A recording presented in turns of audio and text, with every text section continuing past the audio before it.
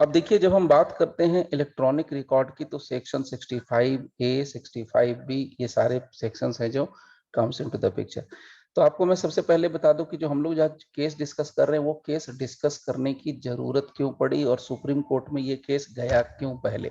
ठीक है, ये सबसे बेसिक पॉइंट समझ लीजिए कि सुप्रीम कोर्ट में ये मैटर अराइज हुआ ही क्यों। इसके पीछे रीजन क्या है? दो रीजन है। दो रीजन क्या है? दो डिफरेंट डिफरेंट केसेज हैं, उसकी वजह से ये चीजें ऐसी हुई हैं। हुआ क्या है कि सुप्रीम कोर्ट ने खुद, बोलने वाली बीमारी हो सकती है या अलग ओपिनियन हो सकता है, दोनों चीजें हो सकती हैं, तो नॉर्मली ऐसा हो सकता है।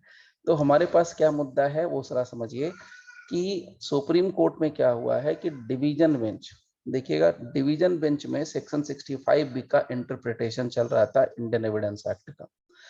उसमें क्या हुआ, एक केस आता है शाही मोहम्मद केस, और एक दूसरा जो पहले का केस है Anwar PV case versus Bashir, जो कल हम लोग डिस्कस कर रहे थे। तो ये वो दो केसेस हैं। ठीक है, तो हुआ क्या कि पहले नंबर 1 केस आता है अनवर पीवी, उसके बाद आता है शाफी मोहम्मद केस। तो ये दोनों जो केस है, इन दोनों में क्या हो गया, इन दोनों के जो भी फाइंडिंग हुए, ऑब्जर्वेशन हुए, ये पूरा का पूरा कन्फ्लिक्टिंग हो गया। कन्फ्लिक्टिंग का मतलब दोनों एक दूसरे से कन्फ्लिक्ट करने लग गए। जब कन्फ्लिक्ट करने लगे तब ये मैटर भेज दिया गया फुल बेंच को। जैसे ही ये मैटर कन्फ्लिक्ट हुआ तब ये मैटर चला गया फुल बेंच को। अब जब फुल बेंच में गया तब इसमें एक और इंटरेस्टिंग कहानी जानी, क्या कहानी हुई है इसमें। मुद्दा ये हुआ पहले कि जो अपना अनवर का केस है, ठीक है, अनवर पीवी केस, मैं यहां लिख दे रहा हूं, अनवर पीवी केस।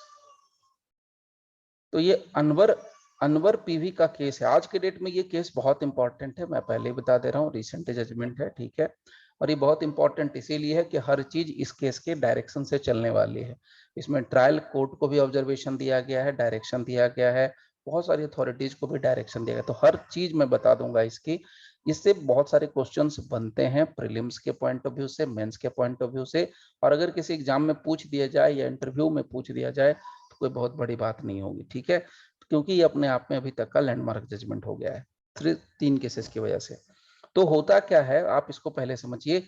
अनवर में कहीं भी मिल जाएगा, कहीं डब्ल्यू भी मिल जाता है, तो उसका इश्यू नहीं रखना है। अनवर पीवी का केस जो है बेसिकली ये 3 जज बेंच ने डिसाइड किया था।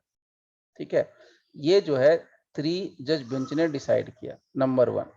नंबर 2 में आता है शाफी का, SHAFHI, शाफी मोहम्मद केस।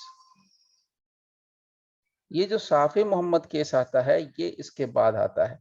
इसमें डिवीजन बेंच, 2 जजेस के बेंच। अब इसमें इशू कन्फ्लिक्ट क्या करता है? कन्फ्लिक्ट इसमें इशू होता है बेसिकली सर्टिफिकेट को लेकर के।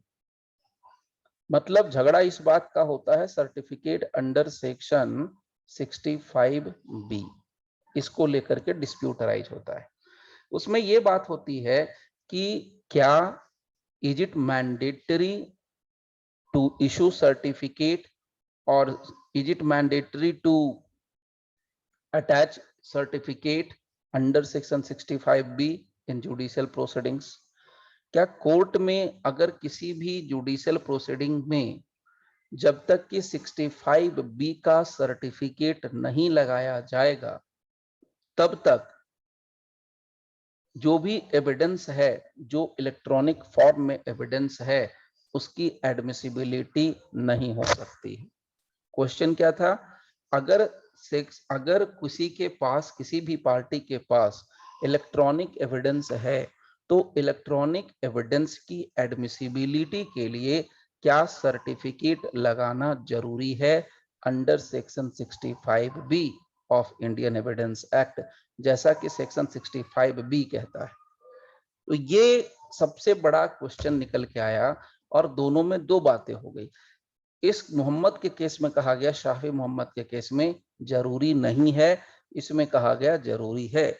अनवर पीबी के केस में कहा गया कि बिना सर्टिफिकेट लगाए हुए हम क्या कर सकते हैं, हम उसको यानी इलेक्ट्रॉनिक रिकॉर्ड को या इलेक्ट्रॉनिक एविडेंस को एडमिसिबल नहीं कर सकते हैं। शाफी मोहम्मद के केस में कहा गया कर सकते हैं, जहां पर प्राइमरी और सेकेंडरी वाला इशू आता है वहां पर, ठीक है। तो वो पॉइंट यहां पर आ गया, तो ये दोनों में कन्फ्लिक्ट हो गया। जैसे ही ये कन्फ्लिक्ट हो गया तो कन्फ्लिक्ट होने की वजह से ये जो मैटर है थर्ड में लग गया, एंड दैट इज जो हम लोग केस डिस्कस कर रहे हैं। और ये लकली ये केस आता है बॉम्बे हाई कोर्ट से, बॉम्बे हाई कोर्ट से रेफर हो गया था और सुप्रीम कोर्ट को मौका मिल जाता है और बॉम्बे हाई कोर्ट के जजमेंट में पूरी की पूरी कहानी ये लोग डिटेल से बता देते हैं, ठीक है। तो यहां पर तक तो ठीक है, इसमें कोई डाउट नहीं रखना है। अनवर पीवी के केस में क्या था, अनवर पीवी के केस में मैं फिर से रिपीट कर दे रहा हूं एक लाइन में। अनवर पीवी के केस में सुप्रीम कोर्ट ने यह कहा था कि जो इलेक्ट्रॉनिक रिकॉर्ड होते हैं, जो भी इलेक्ट्रॉनिक रिकॉर्ड होते हैं वो by way of secondary evidence shall not, बोला था shall not be admitted in evidence, जब तक कि सेक्शन 65 बी नहीं आता है सर्टिफिकेट। यानी आप सेकेंडरी एविडेंस भी लाओगे तो भी सर्टिफिकेट लाना है, प्राइमरी लाओगे तो भी लाना है, ये वाला सिस्टम चल रहा था। हालांकि इससे इत्तेफाक हो गया। तो चलिए मामला यहां पर आ जाता है अब इस पॉइंट पर। तो अभी देखिए ये केस का मैं पूरा आपको रूट फ्रूट सब बताने वाला हूं, सो थोड़ा पेशेंस के साथ सुनना। और मैंने पहले ही बता दिया 65 पेज का है, तो एक दिन में कवर नहीं होगा, ये हम लोग कल फिनिश कर पाएंगे। तो मैं जो जरूरी बातें हैं वो सारी की सारी चीजें मैं आपको बता दूं। पहले आप बेसिक समझिए और आप ये भी सीख जाएंगे कि किसी भी केस के फैक्ट से हम लीगल इश्यूज को कैसे कनेक्ट करते हैं और लीगल इश्यूज के साथ साथ जो रेलिवेंट पोर्शन है उसका इंटरप्रिटेशन कैसे आ जाता है, ठीक है। चलिए हम लोग स्टार्ट करते हैं। सो नाउ अब यहाँ पर मैटर आता है क्या है, ये देखिए पहले ये जानिए, ये सिविल अपील है, ठीक है। Let's see, supreme court of India, party का नाम है अर्जुन पंडित राव खोटकर, नाम क्या है अर्जुन पंडित राव खोटकर वर्सेस कैलाश कुशन राव गोरंट्याल, 14 जुलाई 2020 का ये जजमेंट डेट है। ऑथर यानी कि जो बोलने वाले थे जजमेंट वो थे रोहिंटन एफ अली नरीमन। नाउ अब यहाँ पर मैटर आता है civil appeal number so and so. ध्यान दीजिएगा ये सिविल अपील है, फिर से रिपीट कर रहा हूं, हम लोग क्या देख रहे हैं सिविल अपील। और सिविल अपील में इंडियन एविडेंस एक्ट का section 65 B comes into the picture, 65 A comes into the picture civil matter में। तो यहाँ पर देखिए दो पार्टी है, अर्जुन पंडित राव खोटकर, उसके बाद कैलाश कुशन राव गोरंट्याल। अब जरा सा ये बेसिक चीज समझिएगा, ये जो बंदा रिस्पोंडेंट आपको यहाँ पर दिख रहा है कैलाश कुशन राव, ये बेसिकली बॉम्बे हाई कोर्ट में, ये जो बंदा है बॉम्बे हाई कोर्ट में क्या होगा अपीलांट था, और ये वहां पर क्या था रिस्पोंडेंट था। ये बॉम्बे हाई कोर्ट के लिए है, सुप्रीम कोर्ट में पलट गया। देखिए हाई कोर्ट ने इसके फेवर में जजमेंट पास कर दिया, ऑर्डर पास कर दिया, तो ये नहीं जाएगा सुप्रीम कोर्ट में फर्दर अपील के लिए।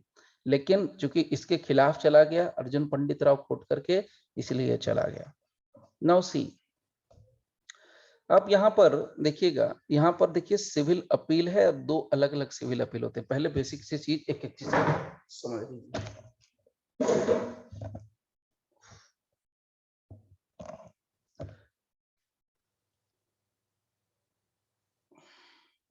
देखिए दिस सिविल अपील, अब इस लाइन को पढ़ने का मतलब तरीका जरा समझिए। Did civil appeals have been preferred to a bench of 3 honorable judges? तो कभी भी किसी भी जजमेंट को पढ़ेंगे, एक जजमेंट पढ़ेंगे, ये 20% वर्क करेंगे तो आप 80% कवर करेंगे। तो अब यहाँ पर क्या है कि सिविल अपील रेफर किया गया था 3 ऑनरेबल जजेस की बेंच को ऑफ दिस कोर्ट। यानी ये किसकी बात हो रही है, ये जो अभी जिसने जजमेंट दिया, जिसने फैसला सुना है, उस बेंच को वो रेफर हुआ है।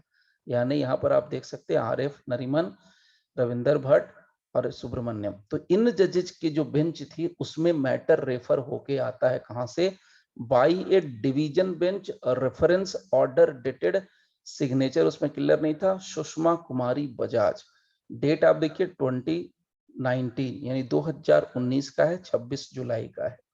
और उसमें देखिए बिल्कुल क्लियर कट मैटर है, dealing with the interpretation of section 65B, यानी ये सेक्शन 65B के इंटरप्रिटेशन को डील करता है, डिजिटली साइंड सो एंड सो। अब रीजन क्या है वो जरा देखिए, क्यों ये मैटर रेफर किया गया। पहले ये बताया फर्स्ट पैराग्राफ के अंदर कि भैया आया, उसके बाद सेकंड पैराग्राफ में बता रहा है कि ये रेफर किया गया है। क्यों रेफर किया गया, यानी ये केस क्यों आया रेफरेंस पे। तो यहाँ पर देखिए रेफर क्यों किया गया है, तो उसका रीजन यहाँ पर बिल्कुल क्लियर है। एविडेंस एक्ट, ये देखिए reason, evidence act 1872 by 2 judgement of this court, by 2 judgements of this court.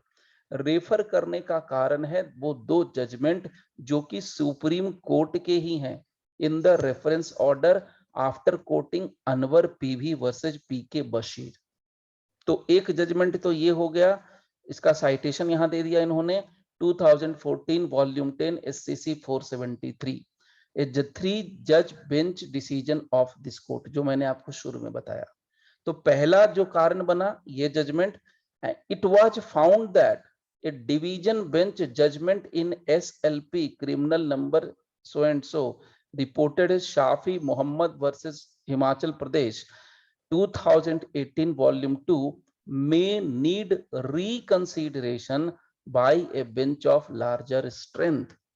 तो ये आपको यहां से ये जो पैराग्राफ है ये आपको क्लियर करके दे रहा है कि क्यों ये मैटर सुप्रीम कोर्ट के 3 जजेस के बेंच के पास आया। इसके 2 कारण बताए, and the first reason is the case Anvar PV versus PK Basheer, and the second reason is Shafhi Mohammad versus state of Himachal Pradesh. अब इन दोनों में जजमेंट का कन्फ्लिक्ट होता है। तो देखिए ये चीज हमेशा दिमाग में रखना है। आप बहुत से लोगों को ये डाउट होता है, बहुत से लोग सोचते रहते हैं कि कभी हाँ बोलता है सुप्रीम कोर्ट, कभी ना बोलता है सुप्रीम कोर्ट। भाई लॉ एक ऐसा सब्जेक्ट है ना जो समय के साथ बदलता रहता है, इसीलिए आपको कभी हाँ मिलेगा, कभी ना मिलेगा, कभी हाँ मिलेगा, कभी ना मिलेगा। और सबसे इंटरेस्टिंग चीज और जानिए, वेरी वेरी इंटरेस्टिंग चीज जानिए, कि जब हाँ बोला था सुप्रीम कोर्ट ने तब भी उसके पास लॉजिक था, जब ना बोल दिया सुप्रीम कोर्ट ने तब भी उसके पास लॉजिक है। और वही लॉजिक हमको लेके चलना होता है, और तब तक लेके चलना पड़ता है जब तक कि वो ओवर रूल्ड ना हो जाए। ये बहुत ही बेसिक नॉलेज है जो नॉर्मली लॉ स्टूडेंट नहीं जान पाते हैं, नहीं समझते हैं, बस बेचारे रट लेते हैं जजमेंट को, केस केस में ये हुआ वो हुआ। अरे भाई क्यों हुआ, कैसे हुआ, कारण क्या था, क्यों होता है ऐसा, ये जानना बहुत जरूरी है। जैसे अभी आपको सबसे बेसिक एग्जांपल मैं देता हूं, द बेस्ट एग्जांपल 497 आईपीसी का। तो उसमें क्या होता है, पहले भी वो मैटर चल रहा था। तो आप सोचिए कि लगभग 70-75 साल हो गए सुप्रीम कोर्ट में, मैटर 497 का ऐसा तो नहीं है कि लिस्ट नहीं हुआ होगा, हुआ था। लेकिन पहले के जजेज को लगता था कि नहीं 497 इज द कॉन्स्टिट्यूशनल, लेकिन एक बाद में एक बेंच बनता है वो कहता है कि नहीं नहीं, वो बेंच कहता है कि नहीं भाई ये तो कॉन्स्टिट्यूशनल है ही नहीं। तो देखिए जिस समय सुप्रीम कोर्ट ने कहा था कि कॉन्स्टिट्यूशनल है 497 आईपीसी के अंदर, उस समय उनके पास अपना लॉजिक था, उस समय उनके पास लीगल ग्राउंड्स था, उस समय उनके पास ओबीटर था, उस समय उनके पास रेशियो डेसिडेंडी था, उस समय भी था। और आज जबकि वो अनकॉन्स्टिट्यूशनल हो गया है, उस कंडीशन में भी उनके पास है। तो वो अनकॉन्स्टिट्यूशनल आज के सर्कमस्टांसेज से वो कह रहे हैं, और जब कॉन्स्टिट्यूशनल था तो उस समय के सर्कमस्टांसेस से था। द एंड दिन वाला सिस्टम, द दिन वाला सिस्टम है। तो ये कंफ्यूजन आप लोगों की तरफ से क्वेश्चन था, इसलिए मैंने बड़ी सीधी सी बात बताई। और ये बहुत से लोग जो है ना ये इस टाइप का क्वेश्चन पूछने से झिझकते हैं, तो मैंने सबके लिए बता दिया कि ये क्यों होता है। वो सर्कमस्टांसेस चेंज होने की वजह से ऐसा होता है, परिस्थितियां चेंज होती हैं तब। अब आप खुद सोचिए, मैं एक और एग्जांपल जल्दी से देता हूं। जब यानी कि इमरजेंसी थी, तब सुप्रीम कोर्ट ने कहा था कि भाई हैबियस कॉर्पस नहीं सुनना है। तो उस समय भी सुप्रीम कोर्ट के पास जजमेंट था, और सुप्रीम कोर्ट ने कह दिया था कि नहीं नहीं ठीक है, ये वैलिड है, सब कुछ सही है, जो यानी इंदिरा गांधी कर रही है वो सब सही है। आज 20 साल बाद, 10 साल बाद, 25 साल बाद कहते हैं कि नहीं नहीं वो तो जजमेंट गलत था। तो उस समय के हिसाब से वो फैसला सही था, आज के कंटेक्स्ट से जब कंपेयर करोगे तो वो गलत निकलेगा। तो ये समय बदलने की वजह से क्या है ना कि change is the law of nature. तो नेचर जब परिवर्तन करता है तो हमारे यहाँ भी अपने आप सिस्टम चेंज होता है। पहले एलजीबीटी नहीं चलता था 50 साल पहले, आज के डेट में एलजीबीटी कम्युनिटी एग्जिस्ट कर रही है इंडिया के अंदर। ठीक है, तो हर चीज बदलता है, उसी तरीके से यहाँ भी बदलेगा। So don't worry about that. तो ये दो कारण बने आपके ये। अब आइए इसमें क्या कहानी थी जरा वो जानिए। यहाँ पर देखिए बिल्कुल शॉर्ट में देखिए लिखा हुआ है ब्रीफ फैक्ट्स, तो मैंने यहाँ पर इसको हाईलाइट कर दिया है। ब्रीफ फैक्ट्स जो कि जरूरी है इस कंट्रोवर्सी को समझने के लिए, वो यहाँ पर आता है। सिविल अपील्स 28-5 और ये जो है 28-6 2017 का सिविल अपील है। ये दोनों से हमें समझना है मैटर। देखिए मैटर क्या है, जरा मैटर को ध्यान से सुनिएगा पहले, और ये मैटर पहले समझना, खूब अच्छे से समझना, ये बड़ा बेसिक चीज है। इसको फिर लीगल प्रिंसिपल के साथ हम लोग कनेक्ट करेंगे। देखिएगा सबसे पहले ये पॉइंट आता है कि यहाँ पर दो इलेक्शन पिटीशन फाइल किए गए। क्या फाइल किया गया? दो इलेक्शन पिटीशन। अब ये दो इलेक्शन पिटीशन फाइल किया गया बाय प्रेजेंट रिस्पोंडेंट। अब ये प्रेजेंट रिस्पोंडेंट कौन है? अभी सुप्रीम कोर्ट में जो रिस्पोंडेंट है, यानी इसको हम लोग शॉर्ट में बोलेंगे कैलाश और इसको बोलेंगे अर्जुन। तो अभी जो रिस्पोंडेंट है वो है कैलाश, लंबे चौड़े नाम में नहीं फंसेंगे, कैलाश और अर्जुन। तो अभी जो प्रेजेंट सुप्रीम कोर्ट में मैटर है वो पहले हाई कोर्ट में था और बॉम्बे हाई कोर्ट में, और दो इलेक्शन पिटीशन फाइल किया गया था by the present respondent before the Bombay high court. और रीजन क्या है? सेक्शन 80 और section 81 of the representation of the people act 1951 के तहत फाइल किया गया था कैलाश के तरफ से। उसमें क्या इन्होंने फाइल किया था? सेक्शन 80 और सेक्शन 81 जो रिप्रेजेंटेशन ऑफ पीपल एक्ट 1951 है, उसके तहत इन्होंने क्या किया? चैलेंज किया था election of the present appellant, यानी जो अर्जुन पंडित राव खोटकर है, इसके इलेक्शन को इन्होंने चैलेंज कर दिया था। अर्जुन पंडित राव खोटकर के इसको इलेक्शन को, यानी जीत गया होगा बंदा, उसको क्या किया इन्होंने? चैलेंज कर दिया। So challenging the election of the present appellant namely Shri Arjun Pandit Rao Khotkar. अब ये कौन था भाई? तो यहाँ पर नाम भी देखिए बिल्कुल दे दिया है, who is the returned candidate here in after referred to as RC. तो अब ये रिटर्न्ड कैंडिडेट था, अब इसको हम लोग शॉर्ट में क्या बोलते हैं? आरसी। तो यहाँ पर हम लोग आरसी के नाम से बुलाएंगे। अब ये जो आरसी जो था अर्जुन, ये बेसिकली शिवसेना पार्टी का मेंबर था। From 101 Jalna legislative assembly, Jalna district होगा महाराष्ट्र के अंदर, वहां पर to the Maharashtra state legislative assembly for the term commencing November 2014। यानी नवंबर 2014 में जो इलेक्शन हुआ था महाराष्ट्र लेजिस्लेटिव असेंबली का, एमएलए का जो इलेक्शन हुआ, तो 14 से 5-19 यानी 2019 तक रहा।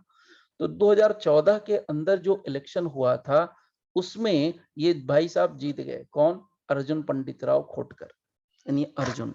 अब ये क्या हुआ कि इसके जीतने पर ये जो भाई साहब हैं कैलाश, इन्होंने केस कर दिया। केस कहाँ किया? कोर्ट में, बॉम्बे हाई कोर्ट में। किस एक्ट के तहत? Representation of people act 1951। देखिए अब लिंक कैसे होता है, शॉर्टकट में नहीं, मैं सब कुछ डिटेल में बता दूंगा। अब हम लोग का केस है रिप्रेजेंटेशन ऑफ पीपल एक्ट, और उसके साथ लग रहा है आपका इंडियन एविडेंस एक्ट। मतलब माजरा क्या है, इसको सीख लो आप लोग, हमेशा के लिए लाइफ में काम आएगा। रिप्रेजेंटेशन ऑफ पीपल एक्ट में इंडियन एविडेंस एक्ट कैसे कनेक्ट हो गया, ये सीखना है। तो यहां तक सब कुछ ठीक है। अब इसके बाद कहानी क्या बनती है वो जरा सुनिए। Election petition number 6 of 2014 was filed by the defeated Congress I candidate। अब देखिए क्या है, ये जो इलेक्शन पिटीशन नंबर 6 है 2014 का, कोई जो कांग्रेस का नेता था वो हार गया था। दैट इज, नाम क्या है यहाँ पर? कांग्रेस आई कैंडिडेट श्री कैलाश किशन राव गोरंट्याल। यानी ये बंदा हार गया था 2014 के इलेक्शन में, ये हारा हुआ था, डिफिटेड कैंडिडेट था, और ये जीता हुआ कैंडिडेट था। तो हम लोग यहाँ पर रफ में भी लिख सकते हैं इसको, कैलाश ये डिफिटेड कैंडिडेट था और जीता हुआ था अर्जुन।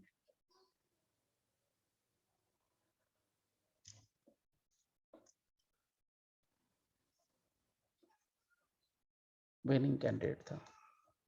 नाउ अब सी, अब यहां पर कहानी क्या बनती है। नाउ अब इलेक्शन पिटीशन नंबर एक और पड़ता है, that is 9 of 2014। It was filed by Shri Vijay Chaudhary an elector in the said constituency. अब यहाँ पर दूसरा एक पिटीशन डल रहा है, इलेक्शन पिटीशन, वो था 9, वो फाइल किया गया किसी विजय चौधरी के द्वारा, वो इलेक्टर था यानी चुनने वाला था इन द सेड कॉन्स्टिट्यूंसी यानी जालना जो कॉन्स्टिट्यूंसी है वहां से। जो यहाँ पर जीतने का आरसी का चांस था, यानी जो आरसी मतलब ये शिवसेना का जो कैंडिडेट था अर्जुन, ये जो जीता है बहुत ही कम वोट से जीत रहा है, मात्र 296 वोट से जीतता है। कितने वोट से? 296 वोट से जीतता है।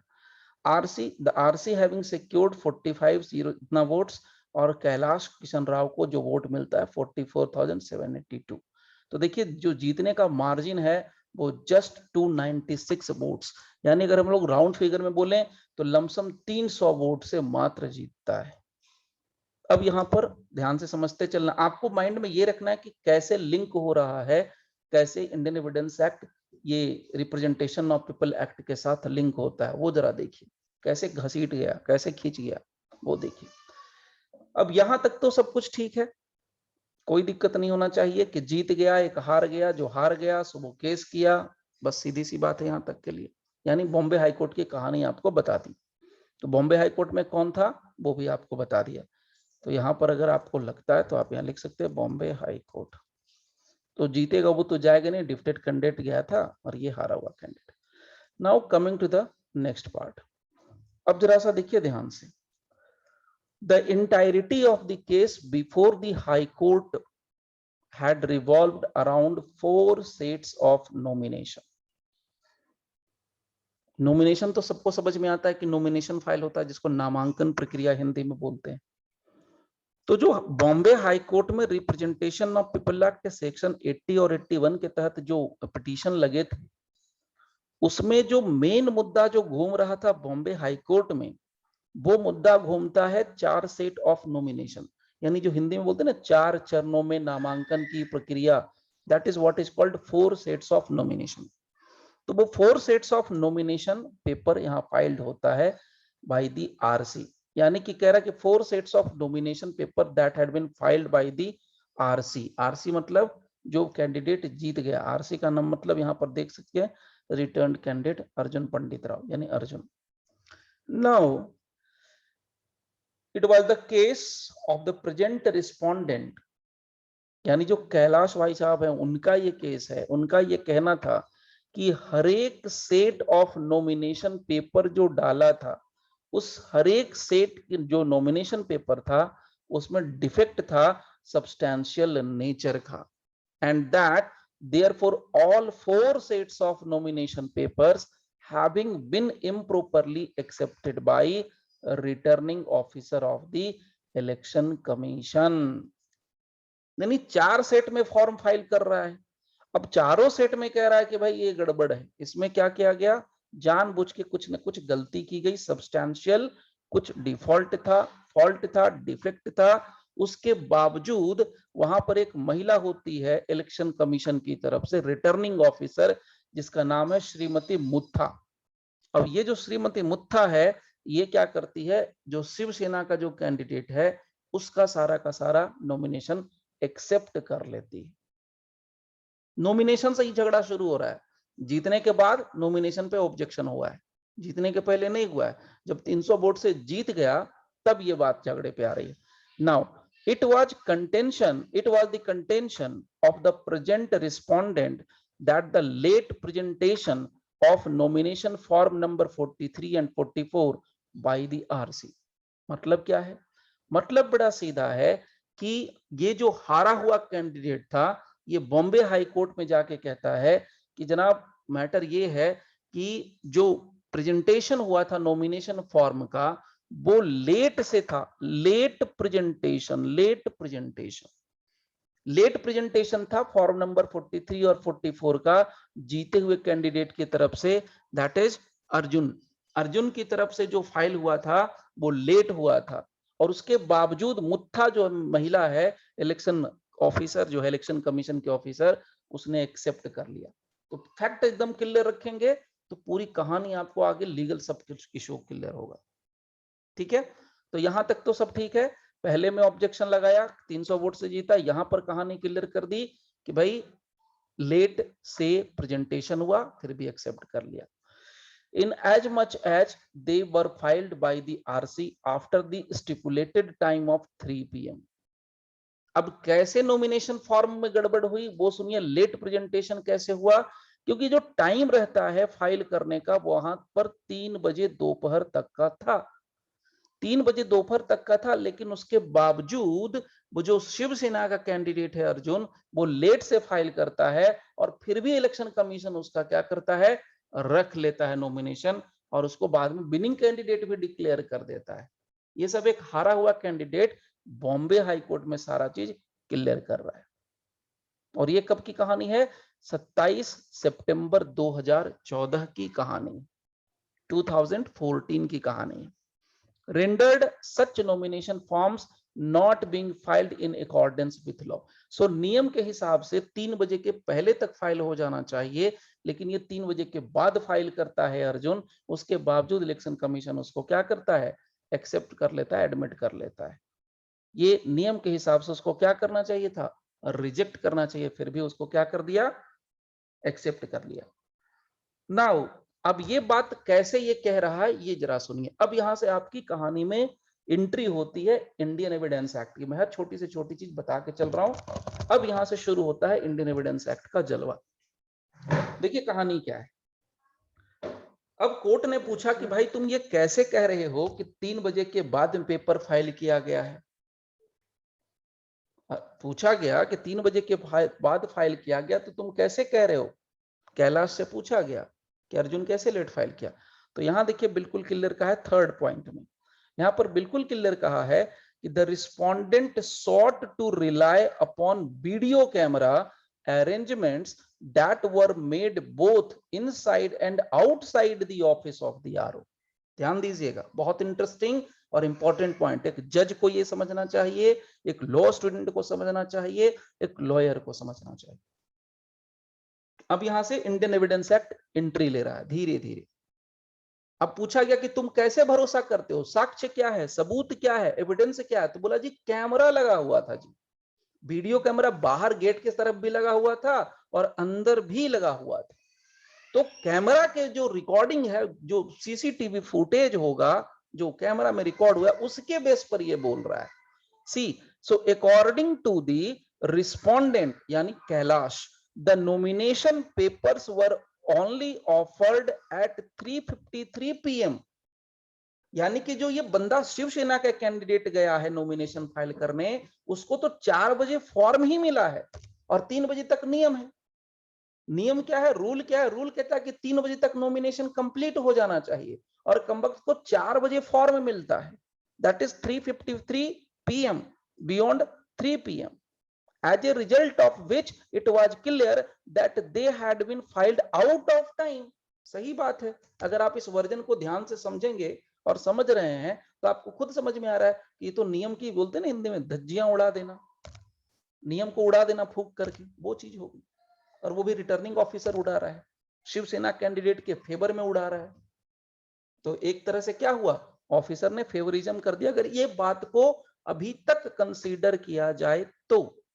Now, coming to the next line, a specific complaint making this objection was submitted by Sri Kailash before the RO। RO मतलब रिटर्निंग ऑफिसर। 28/9/2014, 27 की घटना है और 28 तारीख को इसने बकायदा कंप्लेंट भी दर्ज कर दिया है। यानी इलेक्शन के पहले वाली कहानी हो रही है, यानी कि वोटिंग होने के पहले। 27 तारीख को 4 बजे शाम में ये सब हुआ है और 28 तारीख को इसने कंप्लेंट फाइल कर दिया रिटर्निंग ऑफिसर के सामने कि आपने लेट से लिया है, वो लेट से आया है, उसको 4 बजे के लगभग तो नॉमिनेशन फॉर्म मिला है। तो ये सब तो नियम का मजाक हो रहा है, आप लोग कर रहे हो, रूल का तो मजाक उड़ा रहे हो।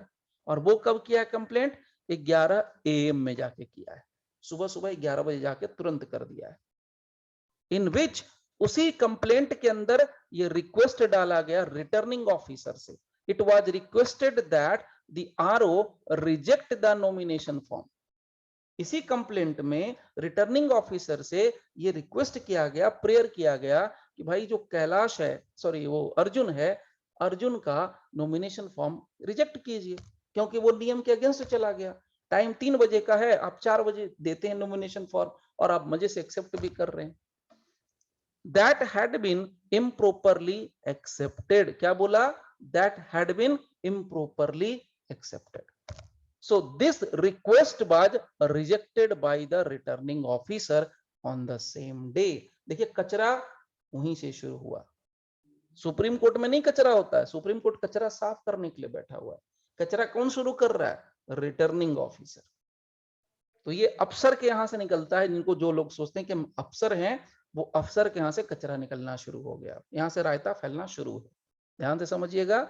अब आपको क्या करना है, सिंपल जो कहानी मैंने बताई हारने जीतने वाली, इसको अब लीगल एस्पेक्ट से कैसे कनेक्ट करते हैं वो सीखिए। सो नाउ अब यहां पर देखिए, सेम डे रिटर्निंग ऑफिसर, वो महिला है श्रीमती मुत्था या मिस मुत्था जो भी है, उसने क्या कर दिया, सेम डे रिजेक्ट कर दिया और उसने कहा कि नहीं भाई, जो नॉमिनेशन फॉर्म है वो सब टाइम पर फाइल हुआ है। सोचिए, मतलब चेयर पर बैठ के, कुर्सी पर बैठ के सफेद झूठ बोलना किसको कहते हैं, वो यहां से सीखा जा सकता है। तो अफसर जो होते हैं झूठ बोलने वाले होते हैं, यहां से ये लाइन से पता चलता है। ये कौन कह रहा है? ये उसके साइड से मैं कह रहा हूं, कैलाश के साइड से। अगर यहां तक का वर्जन अगर हम लोग समझें तो की बात हो रही है। यानी जो सीसीटीवी में दिख रहा है कि 4 बजे उसको फॉर्म दिया गया और 4 बजे आप एडमिट कर रहे हो, 4:30 बजे के लगभग किया होगा, और उसके बावजूद कहते नहीं नहीं वो तो ऑन टाइम हो रहा है, और रिजेक्ट भी कर दिया। अब इसी प्रॉब्लम से यहां तो रिजेक्ट हो गया उसका, अब इसके बाद क्या होता है, मैटर जाता है हाई कोर्ट में। Election returning officer election commission का ऐसे कर दिया। Now see, given the fact that allegation and counter allegation, ध्यान से सुनिएगा, given the fact that allegation एक पार्टी लगाया and counter allegation were made as to the time at which the nomination form were given by the RO and that videography। मतलब समझ रहे हैं? अब डिस्प्यूट कहां चल गया? अब देखिए कहानी को समझिए। अभी तक ये जो मामला है रिटर्निंग ऑफिसर वर्सेस कैलाश के बीच में चल रहा है। अभी तक इसकी एंट्री नहीं हुई है, अर्जुन की एंट्री नहीं है, अर्जुन बाहर है सीन से। क्यों? क्योंकि कैलाश कह रहा है कि तुमको रिजेक्ट करना चाहिए श्रीमती मुत्था को, और रिटर्निंग ऑफिसर कह रहा है नहीं नहीं हम रिजेक्ट नहीं करेंगे। तो झगड़ा कहां चल रहा है? इन दोनों के बीच में चल रहा है। अभी यही दोनों पार्टी खेल रहे हैं, यानी कि इलेक्शन कमीशन और कैलाश, ये दोनों आपस में लड़ रहे हैं। अब ये कह रहा है कि तुम कैसे कहते हो कि नियम से हुआ, ये कहता है तुम कैसे कहते हो कि भाई नियम के अगेंस्ट में हुआ। तो इसमें अब आता है धीरे धीरे एंट्री, देखिएगा ध्यान से। अब वही बात हुआ, allegation and counter allegation. Allegation लगाया कैलाश, काउंटर एलिगेशन लगाएगा इलेक्शन कमीशन का आरओ मैडम, ठीक है। Made at this the time, छोड़ दीजिए, and that videography was available, और वो वीडियोग्राफी जिस दिन की हुई थी वो अवेलेबल थी। द हाई कोर्ट, अब धीरे धीरे थोड़ा माइंड को ब्रॉड रखना और कोशिश करिए अपने रूट पर रहने के लिए। रूट क्या है? सेक्शन 65B की एंट्री, उसका interpretation. So now the high court by it's order dated 16/3/2016, यानी 16 मार्च 2016। हाई कोर्ट में यह मैटर कब ऑर्डर होता है? 16 मार्च को, 16 मार्च को 2016 में। तो हम लोग लिख लेते हैं हाई कोर्ट में आता है ऑर्डर 16 मार्च 2016 को हाई कोर्ट का ऑर्डर है। क्या है वो जरा देखिए। नाउ सी, ऑर्डर किसको दिया? इलेक्शन कमीशन को ऑर्डर देता है high court. And the concerned officer, किस बात के लिए ऑर्डर दिया? To produce the entire record of the election of this constituency including the original video recordings. कितना सिंपल है, पढ़ेंगे तो बड़ा मजा आएगा। अब कनेक्ट करेंगे धीरे धीरे। वीडियोग्राफी आ गया, इलेक्ट्रॉनिक एविडेंस आ रहा है, इलेक्ट्रॉनिक रिकॉर्ड आ रहा है। बॉम्बे हाई कोर्ट ने ऑर्डर दिया इलेक्शन कमीशन को कि बेटा तुम जितने भी रिकॉर्डिंग है ना, सारा रिकॉर्डिंग 16 तारीख को ऑर्डर दिया कि जो सारे रिकॉर्डिंग है ओरिजिनल वीडियो रिकॉर्डिंग, वो सब क्या कीजिए? प्रोड्यूस कीजिए। नाउ स्पेसिफिक ऑर्डर उसके लिए पास किया गया। Specific order was made that this electronic record needs to be produced along with the necessary certificate। देखिए जैसे ही बॉम्बे हाई कोर्ट की एंट्री आ गई तो बॉम्बे हाई कोर्ट ने एविडेंस एक्ट लगा दिया। बॉम्बे हाई कोर्ट ने कहा कि जो भी तुम डॉक्यूमेंट दे रहे हो, डॉक्यूमेंट ही कहेंगे इसको, जो भी तुम वीडियो रिकॉर्डिंग दोगे उसके साथ जो जरूरी सर्टिफिकेट है वो सर्टिफिकेट लगा के तुम सारी रिकॉर्डिंग हमें दोगे, और इस बात के लिए एकदम अलग से सेपरेट स्पेसिफिक ऑर्डर पास किया बॉम्बे हाई कोर्ट ने। अब देखिए सीन आगे क्या बढ़ता है। ये सब अभी फैक्ट में ही हम लोग घूम रहे हैं, जब लॉ आएगा तो मैं खुद आपको लॉ बता दूंगा कहां पर लॉ आ रहा है। अब इस ऑर्डर का कंप्लायंस करता है election commission. In compliance with this order such video recordings were produced by the election commission. अब ये 16 मार्च का जो ऑर्डर हुआ बॉम्बे हाई कोर्ट का, उसका कंप्लायंस करते हुए इलेक्शन कमीशन ने एक सर्टिफिकेट के साथ वो सारी जो जो वीडियो रिकॉर्डिंग थी उसकी सीडी वीसीडी प्रोवाइड करी। अब जरा प्रैक्टिकल में सोचिए, थोड़ा दिमाग को अब जरा ब्रॉड करके सोचिए, टीएलपी में पढ़ रहे हैं तो दिमाग को ब्रॉड ही रखना पड़ेगा। अब क्या सीन बनना, ओरिजिनल वीडियो रिकॉर्डिंग तो हुई होगी किसी हार्ड डिस्क के अंदर, वहां पर सीसीटीवी लगा होगा, वीडियो कैमरा, तो वहां पर हार्ड डिस्क होती है, उस हार्ड डिस्क में सारी फुटेज होगी, तो वो hard disk Bombay high court को नहीं मिलता है, और hard disk is the primary evidence. Right, are you getting everyone? Right. जिस हार्ड डिस्क में सामने से, यानी कि जो कैमरा आपको दिख रहा है कॉन्स्टिट्यूएंसी के ऊपर जहां रिटर्निंग ऑफिसर बैठा हुआ है, वहां की जो वीडियो रिकॉर्डिंग होती है वो उसी के कब्जे में है, और वो कहां है, हार्ड डिस्क में। और वो हार्ड डिस्क नहीं उठा के वो दे रहे हैं बॉम्बे हाई कोर्ट को। बॉम्बे हाई कोर्ट को क्या दे रहे हैं, वहां से निकाली हुई कॉपी उसकी कॉपी दे रहे हैं सीडी और वीसीडी के फॉर्म में, सीडी और डीवीडी जो भी है उसकी फॉर्म में वो कॉपी दे रहे हैं। तो जब कॉपी देंगे तो वो क्या हो गया, सेकेंडरी एविडेंस। प्राइमरी तो वहीं पड़ा हुआ है, अब सेकेंडरी है। उसके साथ इन्होंने क्या दिया, सर्टिफिकेट।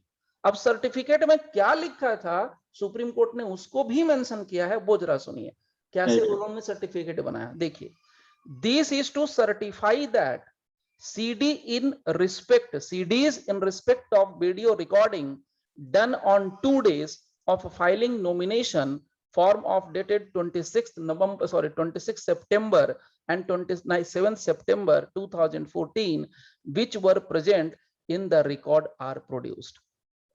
देखिए उन्होंने क्या लिख के दिया सर्टिफिकेट में, उन्होंने लिख के बस ये दिया कि हम जो सीडी दे रहे हैं हम इस बात को सर्टिफाई करते हैं कि इस सीडी में 26 सितंबर 2014 की वीडियो रिकॉर्डिंग अवेलेबल है नॉमिनेशन के डेट की। उसके अलावा 27 सितंबर के नॉमिनेशन की सीडी में वीडियो फुटेज मौजूद है। ये प्राइमरी सेकेंडरी इनके समझ से बाहर है, ठीक है। और ये ऑब्वियस है, ऑफिसर्स को समझ में नहीं आता जो ऑफिसर कहलाते हैं।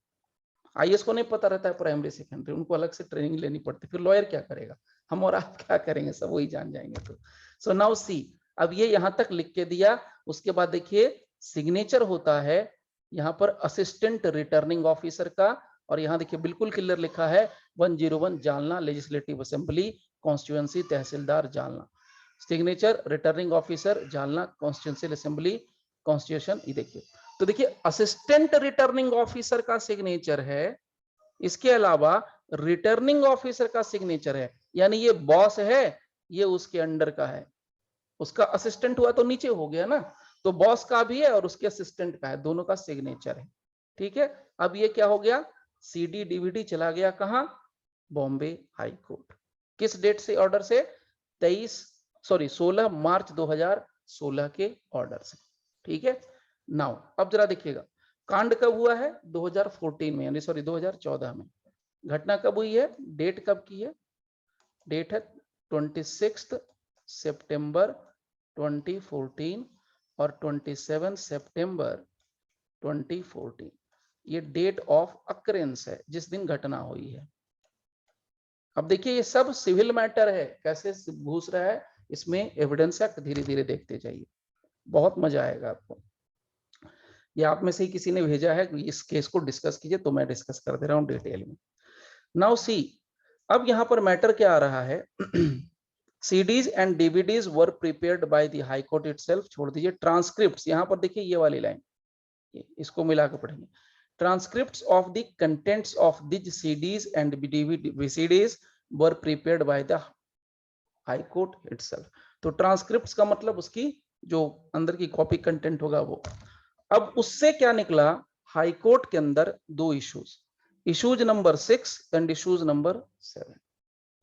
Issues number 6 and issues number 7 as framed by the High Court and its answer to these issues are important. Supreme court को भी लगता है कि जो बॉम्बे हाई कोर्ट ने इशू नंबर जो 6 निकाला था, जो इशू नंबर 7 निकाला था, ये बहुत इंपॉर्टेंट है, and set out in the impugned judgement dated 24th November 2017 and extracted here in below. यानी 24 नवंबर 2017 को, 24 नवंबर 2017 को उन इश्यूज के ऊपर आंसर दिया था बॉम्बे हाई कोर्ट ने, उसको यहां पर उन्होंने मेंशन कर दिया है। अब देखिए इश्यूज नंबर 6 क्या लिखा है, इशू नंबर 6, वेदर दी पिटिशनर प्रूव्स, यहां पर मैटर है weather the petitioner proves that the nomination papers at so and so were not presented by RC before respondent 3, ये वाला काम, और आंसर मिला है अफर्मेटिव। यानी कोर्ट का जो फाइंडिंग है वो है अफर्मेटिव, ऐसे समझिए। क्वेश्चन ये था, इशू ये था, अब इशू समझ गए होंगे आप लोग धीरे धीरे, सीपीसी में भी यही इशू तरह का बन जाएगा। तो इशू था कि जो पिटिशनर है, पिटिशनर वहां पर कौन था, कैलाश, तो जो पिटिशनर है, तो क्या वो पिटिशनर साबित कर पाता है कि जो नॉमिनेशन पेपर फाइल किए गए थे सीरियल नंबर 43 और 44 में, वो टाइम पर प्रेजेंट नहीं किए गए थे, यानी कि 3 बजे शाम के पहले प्रेजेंट नहीं किए गए थे 27 सितंबर 2014 को रिटर्निंग ऑफिसर के सामने। This was the question, this was the issue.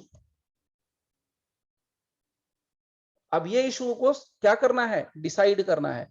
तो हाईकोर्ट का जो फाइंडिंग था, हाईकोर्ट ने जो एविडेंस के बेस पर पाया, उसके तहत कहा हाँ ये सही है कि पिटिशनर ये साबित कर पाया। मतलब क्या हो गया, हाईकोर्ट ने ये कह दिया कि रिटर्निंग ऑफिसर ने बदमाशी की है।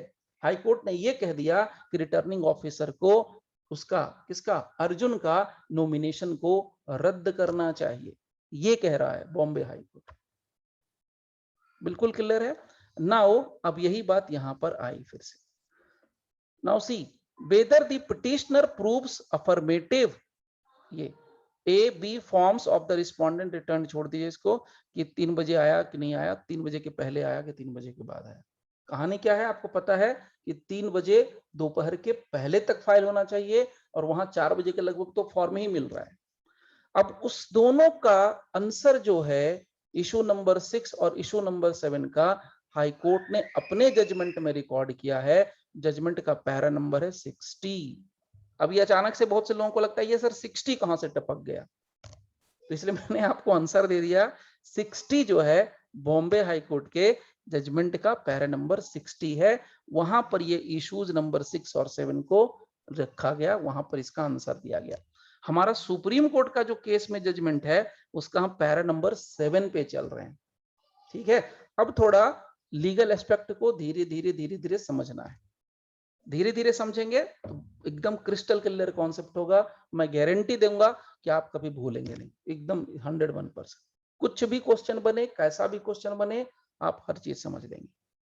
Now coming to the point, तो ये देखिए, ये छोटी छोटी चीज मैं शेयर कर रहा हूं।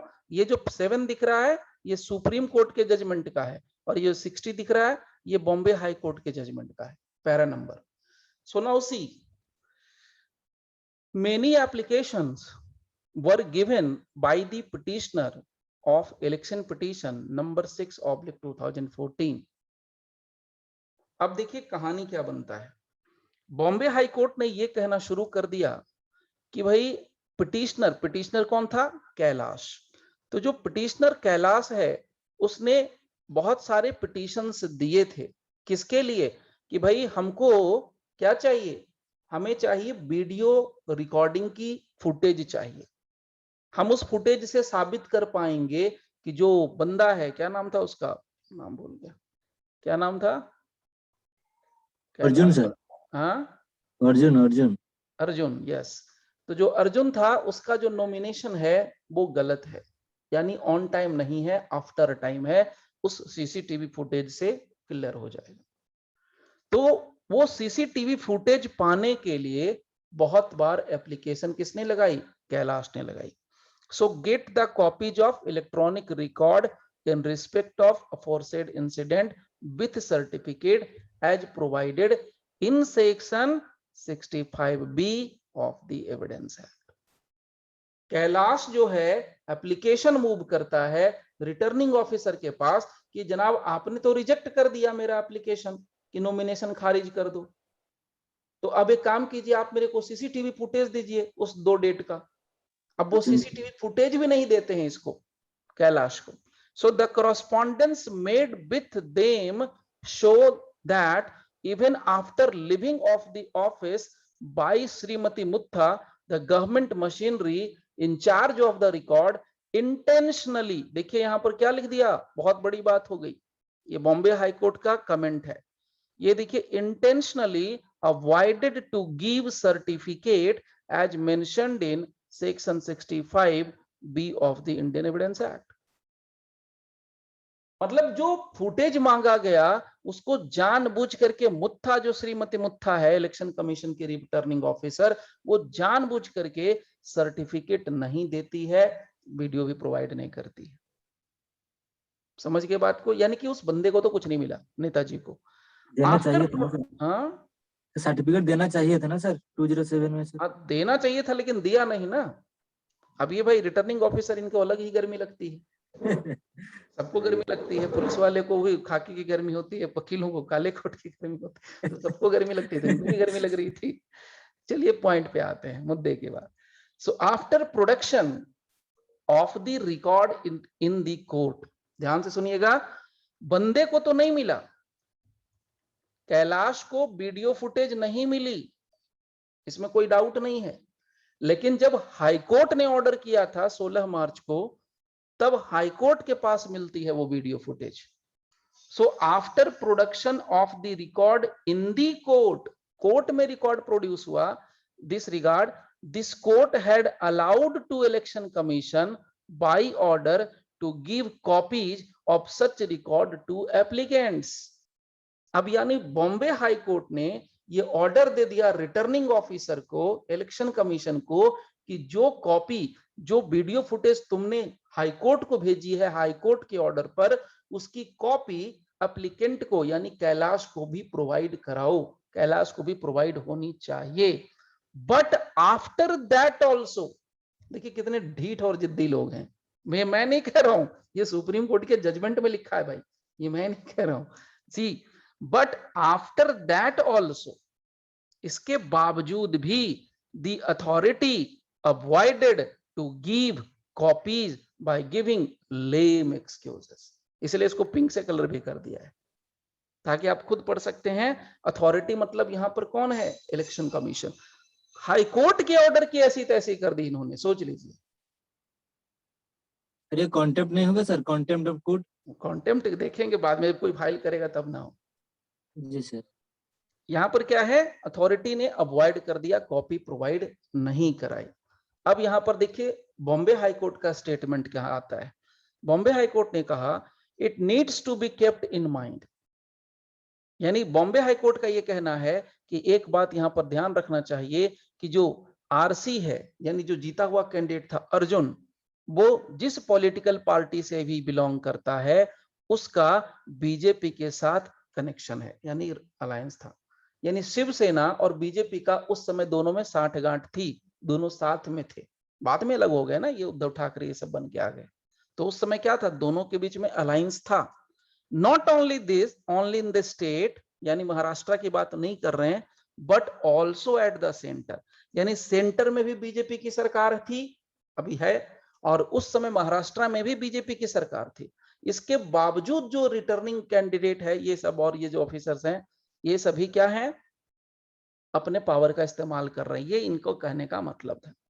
ठीक है, रिटर्निंग कैंडिडेट सेंटर में बीजेपी और वहां भी BJP. So it is unfortunate, see ये हाईकोर्ट का observation, it is unfortunate that the machinery which is expected to be fair, ये मशीनरी से यानी कॉन्स्टिट्यूशनल मशीनरी है इलेक्शन कमीशन, उससे एक्सपेक्ट किया जाता है कि भैया तुमको एकदम फेयर रहना है, इम्पार्शियल रहना है, but did not act Fairlie in the present matter. देखिए इतने ढीठ लोग थे कि हाईकोर्ट को कॉपी देंगे लेकिन कैलाश को नहीं देंगे, मतलब उससे उसको एलर्जी थी क्योंकि उसने उसकी पोल खोल दी थी, इसीलिए नहीं ही दिया उसको कॉपी, और ये हाईकोर्ट तक को लिखना पड़ गया, हाईकोर्ट के कहने पर भी नहीं दिया। अब सोचिए ये यहां तक की बात है, तो मैटर तो जाना ही था सुप्रीम कोर्ट में। सो नाउ द सर्कमस्टांसेज, इसी को बोलते हैं परिस्थितियां, the circumstances of the present matter show that the aforesaid two officers, दो ऑफिसर ऊपर थे रिटर्निंग और वो, the said two officers tried to cover up their mischief, उन्होंने मिसचीफ करा और उसको कवर अप करने की कोशिश करी। However the material gives only one inference, जो भी मटेरियल हाईकोर्ट के पास मौजूद था केस के फॉर्म में, उससे एक चीज बड़ी क्लियर पता चलती है, that is form number 43 and 44 with A B forms were presented before the returning officer by RC, RC कौन है, अर्जुन, बाय आफ्टर 3 PM। देखे कैसे निकाल रहे, हाईकोर्ट ने निकाल दिया, हाईकोर्ट ने सारी हेकड़ी निकाल दी नेताजी की। क्या कर दिया, बोले ठीक है सारी बदमाशी अपनी जगह है लेकिन हमने यहाँ पर ऑर्डर कर दिया, ऑर्डर क्या कर दिया कि आफ्टर 3 PM यानी आफ्टर 3 PM को 27 सितंबर 2014 को दिया गया, and they were not handed over prior to 3 PM, prior to 3 PM। तो ये आपको सारा फैक्ट क्लियर हो रहा है कि झगड़ा का रूट क्या था, कैसे कैसे मैटर आ रहा है, कैसे कैसे 65B की एंट्री हो रही है। एक जजमेंट पता नहीं कितने एक्ट क्लियर कर देगा आपके। सर वीडियो में सर वीडियो में तो था सर 3 बजे तक मतलब 4 बजे वो आए थे ना सर। हाँ तो ये तो कही रहे हैं कि यहाँ पर नहीं दिया गया था, यहाँ पर तो दे वर नॉट हैंडेड हुआ, छोटी छोटी वर्ड को पकड़ेंगे तो यहाँ पर नॉट लिखा है ना, यहाँ भी उसके बिहेवियर के मतलब जब बिहेवियर उसने देखा सर, उस बिहेवियर के रिजल्ट ये है। नहीं वो सीसीटीवी में भी था ना, सीसीटीवी दिया था उसने हाईकोर्ट। सीसीटीवी में सर सीसीटीवी में सर 4 बजे तक दिया था ना सर। हाँ तो इसीलिए तो कहा ना हाई कोर्ट ने कि हैंड ओवर नहीं किया गया 3 बजे के पहले, 3 बजे के बाद किया गया। अब यहाँ पर देखिए आगे वाला कहानी, इन view of the objection of the learned council of the RC, RC जो जीता हुआ कैंडिडेट है, सो ऑब्जेक्शन लिया गया learned council of the RC, यानी बॉम्बे हाई कोर्ट में जो बंदा था अर्जुन, उसके वकील ने ऑब्जेक्शन रेज किया था, using information contained in A4 VCD marked as article A1 to A6। अब जरा देखिएगा, ये छोटी छोटी चीजें समझ जाइए, ये बहुत काम आती हैं प्रैक्टिकल में, थ्योरी में, सब में।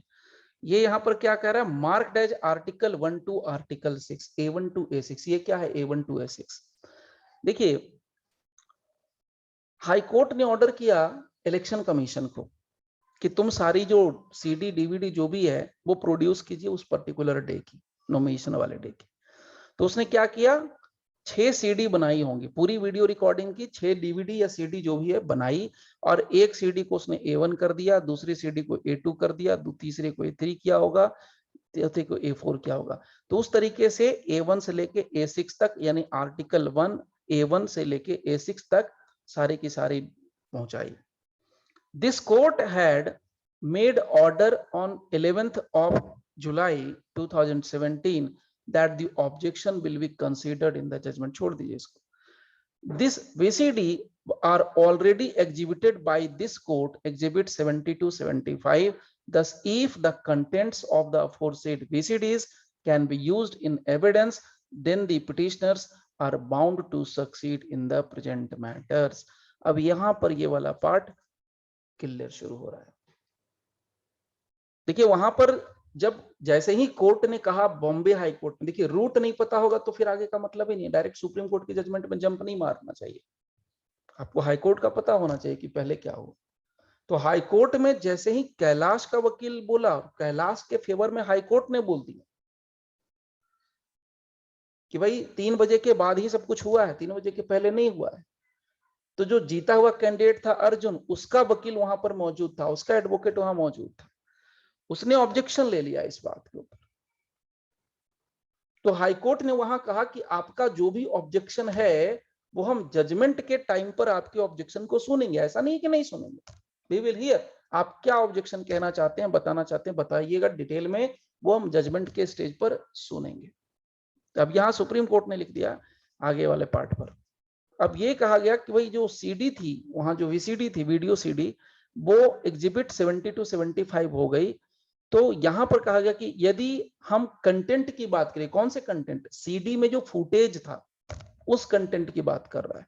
So if the contents of the aforesaid VCDs, अगर हम उसको एविडेंस के तौर पर इस्तेमाल करेंगे तो जो पिटिशनर होगा वो बाउंड होगा to succeed in the present matter, यानी पिटिशनर उससे बंध जाएगा। मतलब समझे बात को, यानी कि जैसे ही जो सीडी दी गई वो A1 से लेके A6 तक पूरी वीसीडी थी, अब अगर उस सीडी को हम एविडेंस के तौर पर इस्तेमाल कर लेंगे तो दो चीजें होंगी। क्या होगा, या तो उसमें यह दिखेगा कि 3 बजे के पहले नॉमिनेशन हुआ है, या तो उसमें यह दिखेगा कि 3 बजे के बाद नॉमिनेशन हुआ है। अब रिजल्ट कुछ भी हो, या उस सीडी के अंदर कुछ भी हो सकता है, उसमें 3 बजे के पहले का भी सीन हो सकता है कि जमा हो गया, या उसमें 3 बजे के बाद का भी सीन हो सकता है कि उसके बाद जमा हुआ। चाहे उस सीडी के अंदर कोई भी वीडियो हो, कैसा भी वीडियो हो, लेकिन अब उस वीडियो से जो पिटिशनर है वो बंध जाएगा, ऑफ कोर्स बंध जाएगा। पिटिशनर का मतलब कौन, कैलाश बंध जाएगा, क्योंकि कैलाश ने ही तो कहा था ना पहले कि सर वीडियो सीडी मंगवा ली जाए, वीडियो सीडी में सारा कुछ दूध का दूध पानी का पानी हो जाएगा, everything will be cleared by just watching the video CD. तो जब तुम ही ने मांगा था और हमने मंगवा लिया इलेक्शन कमीशन से, तो अब उससे पीछे तो वो हट नहीं सकता है, स्टॉपेल। अब तो वो पीछे हटेगा नहीं, क्योंकि पहले उसने मंगवाया, अब दो उसमें कुछ भी रहे, हो सकता है उसके खिलाफ वो सीडी चल जाए, राइट के खिलाफ भी सीडी जा सकती है। राइट।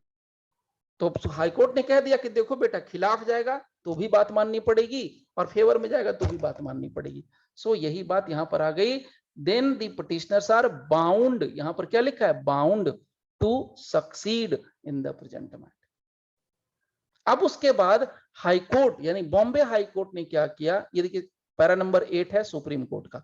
तो उसके बाद बॉम्बे हाईकोर्ट ने क्या किया, सेक्शन 65A और section 65B Indian evidence act को पकड़ लिया and referred to this court's judgment in Anwar PV. तो अनवर, सुप्रा मतलब क्या होता है, ऊपर उसका पूरा डिटेल दिया है, ये शॉर्टकट है अनवर पीवी, और ऊपर में इसका पूरा डिटेल, डिटेल का मतलब साइटेशन, नाम, सब कुछ दिया है। सुप्रा मतलब इट इज ऑलरेडी मेंशन्ड। बहुत से लोगों को ये भी नहीं पता है, और ये सब पूछते भी नहीं है लोग, शर्म के मारे, झिझक के मारे कि ये सब पूछेंगे, मैं सब बता दे रहा हूं बिना पूछे। ठीक है, so now coming to the point. तो अब यहां तक क्लियर हो गया कि अब हाईकोर्ट ने क्या किया, सुप्रीम कोर्ट के अनवर पीवी वाले केस को कोर्ट करना शुरू कर दिया, और ये हाईकोर्ट ने ये हेल्ड किया, कहां के, the Bombay high court. So the Bombay high court held in paragraph 65, अपने जजमेंट के पैरा नंबर 65 में बॉम्बे हाईकोर्ट ने ये कहा कि CDs that were produced by the election commission could not be treated as an original record। अब जरा धीरे धीरे लीगल एस्पेक्ट पर आओ। अब 65A और B क्लियर है, 65A भी कुछ नहीं कहता, फिर से मैं रोक के आपको यहां पर याद दिला देता हूं, रिमाइंड करा देता हूं। 65A क्या कहता है, 65A बस इतना कहता है कि इलेक्ट्रॉनिक रिकॉर्ड से रिलेटेड एविडेंस के लिए स्पेशल प्रोविजन होगा, यानी अगर इलेक्ट्रॉनिक रिकॉर्ड के कंटेंट को साबित करना है तो उसके लिए स्पेशल प्रोविजन है, और वो नॉर्मल तरीके से कभी भी साबित नहीं किया जाएगा। मैं आपको एक चीज यहीं पर बता देता हूं, ध्यान से सुनिएगा। लॉ के अंदर एक बड़ा मस्त फॉर्मूला है। मस्त फॉर्मूला क्या है? What is that? वो फॉर्मूला ये कहता है, आप लोग भी याद रखिएगा, जब आप जज बनेंगे, जजमेंट देंगे या आप कभी लिखेंगे तो ये सारी चीजें आप बहुत अच्छे से लिख सकते हैं। फॉर्मूला ये है कि अगर लॉ में कभी भी स्पेसिफिक लॉ है, यानी स्पेशल लॉ बना हुआ है, तो आप जनरल लॉ का इस्तेमाल नहीं करेंगे।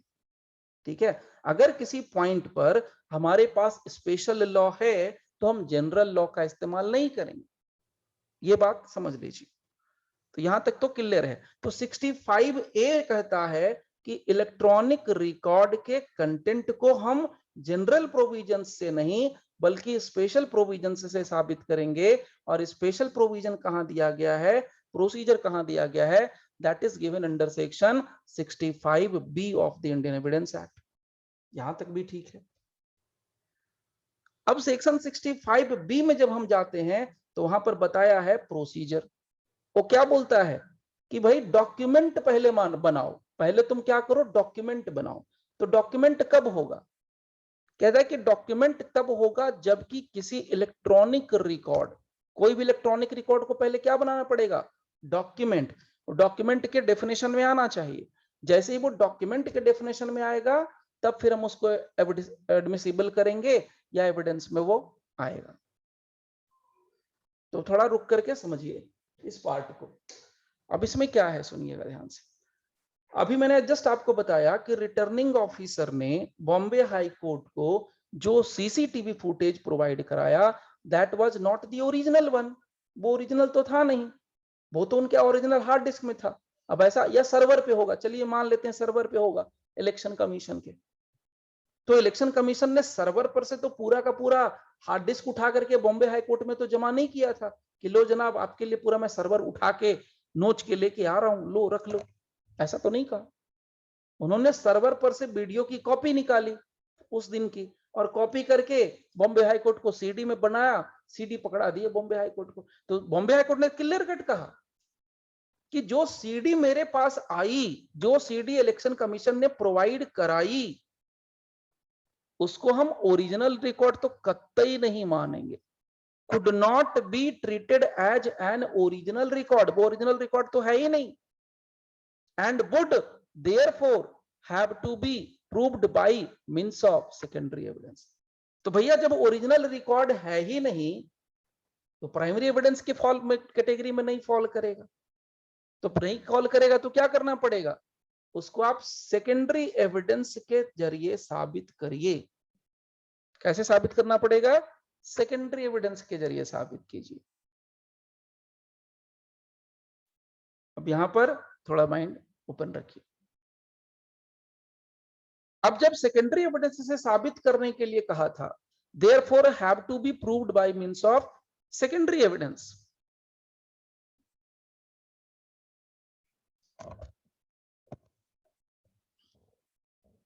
what is that? क्या लिखा? Finding that no written certificate, मैं थोड़ा यहाँ कलर चेंज कर ले रहा हूं। finding that no written certificate as is required by section 65B 4 of Indian Evidence Act was furnished by any of election officials। what is that? अब यहां पर कह रहा है कि बॉम्बे हाई कोर्ट का यह मानना था कि कोई भी रिटन सर्टिफिकेट जो कि section 65B Indian evidence act कहता है, वैसा कोई भी रिटन सर्टिफिकेट उसके तरफ से नहीं लाया गया था, नहीं फर्निश किया गया था। बात को समझना टेक्निकल हो गया। अब क्या हो गया? एविडेंस एक्ट आ गया। And what is that? बहुत क्रिस्टल क्लियर कॉन्सेप्ट यहां पर दे रहा है बॉम्बे हाई कोर्ट कि जो मेरे को प्रोवाइड किया वो प्राइमरी था नहीं। अगर वो प्राइमरी होता तो मैं तुमसे कुछ मांगता नहीं। बात को समझिए। अगर वो प्राइमरी होता तो हमें कुछ मांगने की जरूरत नहीं है। प्राइमरी एविडेंस रहेगा तो क्या मांगना? कुछ नहीं मांगना। अब चूंकि वो सेकेंडरी था तो तुमको सर्टिफिकेट देना चाहिए, लेकिन वो सर्टिफिकेट भी इलेक्शन ऑफिशियल्स ने प्रोवाइड नहीं कराई। And more particularly the RO, returning officer, the High Court held, then held तब हाईकोर्ट ने ये कहा, ये वाली बात। अब ये कहा, क्या कहा हाईकोर्ट ने, इसको मैं शॉर्ट में आपको जल्दी से शेयर कर देता हूं। अब आपको जब हाईकोर्ट का एक बार क्लियर हो जाएगा तो सुप्रीम कोर्ट में कोई मेहनत ही आपको नहीं लगना है, एकदम इजी। देखिए अब हाईकोर्ट ने यहां पर कहा कि in substantive evidence in the cross examination of Shrimati Muttha, ये श्रीमती मुत्था ही थी जो उन्होंने पूरा कांड किया था, ठीक है। तो in the cross examination of Shrimati Muttha it is bound on the record that there was no complaint with regard to working of video camera used by the office। मतलब मुत्था ने कह दिया होगा कि कोई सीसीटीवी कैमरा काम ही नहीं कर रहा था। देखिए कहां की बात कहां घुमा दी उन्होंने। एक झूठ को छिपाने के लिए कितने झूठ बोलने पड़ रहे हैं। अब मुत्था ये कह रही हैं कि कोई मेरे पास कंप्लेंट नहीं आया था, no complaint with regard to working of video cameras used by the office. Office जो कैमरा इस्तेमाल कर रहा है उसमें कौन कैमरा नहीं काम कर रहा है, उसके रिगार्डिंग कोई कंप्लेन मेरे पास नहीं आया था। शी हैज एडमिटेड, लेकिन एक बात उसने एडमिट करी। क्या एडमिट किया वो जरा सुनिए ध्यान से। Evidence that the video cameras were regularly used in the office for recording the aforesaid incident and daily VCDs were collected of the recording of bye her office. तो कल मैंने बताया था आपको कि रेगुलर बेसिस पे सिस्टम का इस्तेमाल होना चाहिए, रेगुलर बेसिस पे डिवाइस का इस्तेमाल होना चाहिए। तो इन्होंने एक चीज एडमिट करी श्रीमती मुत्था ने कि जिस वीडियो कैमरा से, जिस कैमरा से सीसीटीवी फुटेज लिया गया है उसी कैमरा का हम रेगुलर तौर पर इस्तेमाल करते हैं फुटेज को क्या करने के लिए, रिकॉर्ड करने के लिए। और उसी कैमरा से हमने फुटेज भी आपको निकाल के प्रोवाइड किया है। So this record was created as the record of the activity, छोड़ दीजिए। It is bound on the record that on the first floor, यानी कि बिल्डिंग का फर्स्ट फ्लोर, वहां पर हमने क्या रखा है, इलेक्ट्रॉनिक गैजेट वगैरह रखा है जिससे कि हम वहां पर रख के रिकॉर्डिंग करते हैं और अरेंजमेंट करते हैं सारी चीजों का। And it is already observe that under her instruction the VCDs were marked of this recording. और ये श्रीमती मुत्था ही जी थी जिन्होंने सारी की सारी बात करी थी। यानी श्रीमती मुत्था जो थी रिटर्निंग ऑफिसर थी और उसी ने सारा सारा काम किया था। ये बात यहां पर उन्होंने कही, यानी ऑब्जर्वेशन में आया कि अंडर हर इंस्ट्रक्शंस।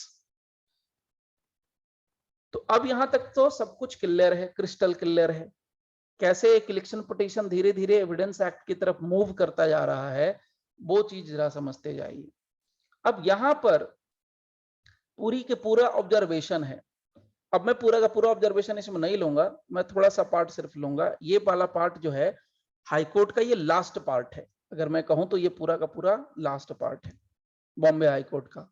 अगर आप ध्यान से देखेंगे तो ये पैरा नंबर 8 हुआ और यहाँ देखिए ये पैरा नंबर 9 है, जहां से ये एडवोकेट अपीयर करने लग गए सुप्रीम कोर्ट में। ये सुप्रीम कोर्ट की कहानी चलनी शुरू हो गई। तो हम इस पर नहीं जाएंगे, बस इतना समझ लीजिए कि यहाँ पर ये जो मार्क किया हुआ है बस उसको हम लोग डिस्कस कर लें। देखिए यहाँ पर क्या है, on the basis of her substantive evidence, उनके सब्सटैंटिव एविडेंस के बेस पर इट कैन बी सेड, ये कहा जा सकता है क्या, the conditions mentioned in section 65 of the Indian evidence act. अब यही बात क्लियर करनी है। जो एविडेंस मुत्था, श्रीमती मुत्था ने दिया उसके बेस पर हम ये कह सकते हैं कि जो 65B इंडियन एविडेंस एक्ट के अंदर जो कंडीशंस थे वो फुलफिल्ड हैं, वो फुलफिल्ड हैं। एंड जो मुत्था है वो ही सर्टिफाइंग अथॉरिटी है and she is certifying the electronic record as required by section 65B of the Indian evidence act. और ये जो श्रीमती मुत्था है यही सर्टिफाइंग अथॉरिटी है।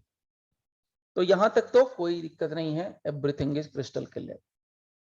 इसके बाद नेक्स्ट पॉइंट आता है कि ये वो श्रीमती मुत्था ही है जो कि इंचार्ज थी मैनेजमेंट की, जो भी वहां पर कुछ हो रहा था, रिकॉर्डिंग सब, कैमरा वैमरा जो भी रखा था सब। उसके लास्ट में जो हाईकोर्ट ने हेल्ड किया वो यहां पर है, वो मैं जरूर आपको शो करूंगा। सी यहां पर it was held that the CDs and VCDs were admissible in evidence. वहां पर एविडेंस कर यानी फाइनली हाईकोर्ट का ये मानना है कि जो सीडी और वीसीडी दिया गया था वो एविडेंस में एडमिसिबल है, and based upon this evidence it was found that as a matter of fact the nomination forms by the RC returning candidate had been improperly accepted. यानी फाइनली हाईकोर्ट ने ये held कर दिया again कि जो भी evidence दिया था रिटर्निंग ऑफिसर ने, हम उसको एविडेंस मानते हैं, वो 65B के प्रोविजंस के अकॉर्डिंग था, और उसको देखने के बाद, उसको एविडेंस में रखने के बाद हम इस नतीजे पर पहुंचते हैं कि 3 बजे तक का जो टाइम टेबल था उसको वहां पर उसने फॉलो नहीं किया, इसीलिए वो इम्प्रॉपरली एक्सेप्ट कर लिया गया। किसका? अर्जुन का नॉमिनेशन। तो क्या हो गया? हाई कोर्ट ने किसके फेवर में कर दिया? कैलाश के फेवर में। So the election of RC returned candidate was therefore was declared, क्या लिखा है यहां पर? void। वाइड। तो जो जीता हुआ कैंडिडेट था, यानी जो शिवसेना का जो कैंडिडेट था अर्जुन, उसके इलेक्शन को क्या कर दिया? 0 कर दिया। अब यहां मेन मुद्दा कहां फंसा? अब यहां से आपको मैंने ये पूरी की पूरी कहानी बता दी, यानी बॉम्बे हाई कोर्ट ने क्या हेल्ड किया, कैसे शुरू हुआ, वो सब बॉम्बे हाई कोर्ट की कहानी बताई।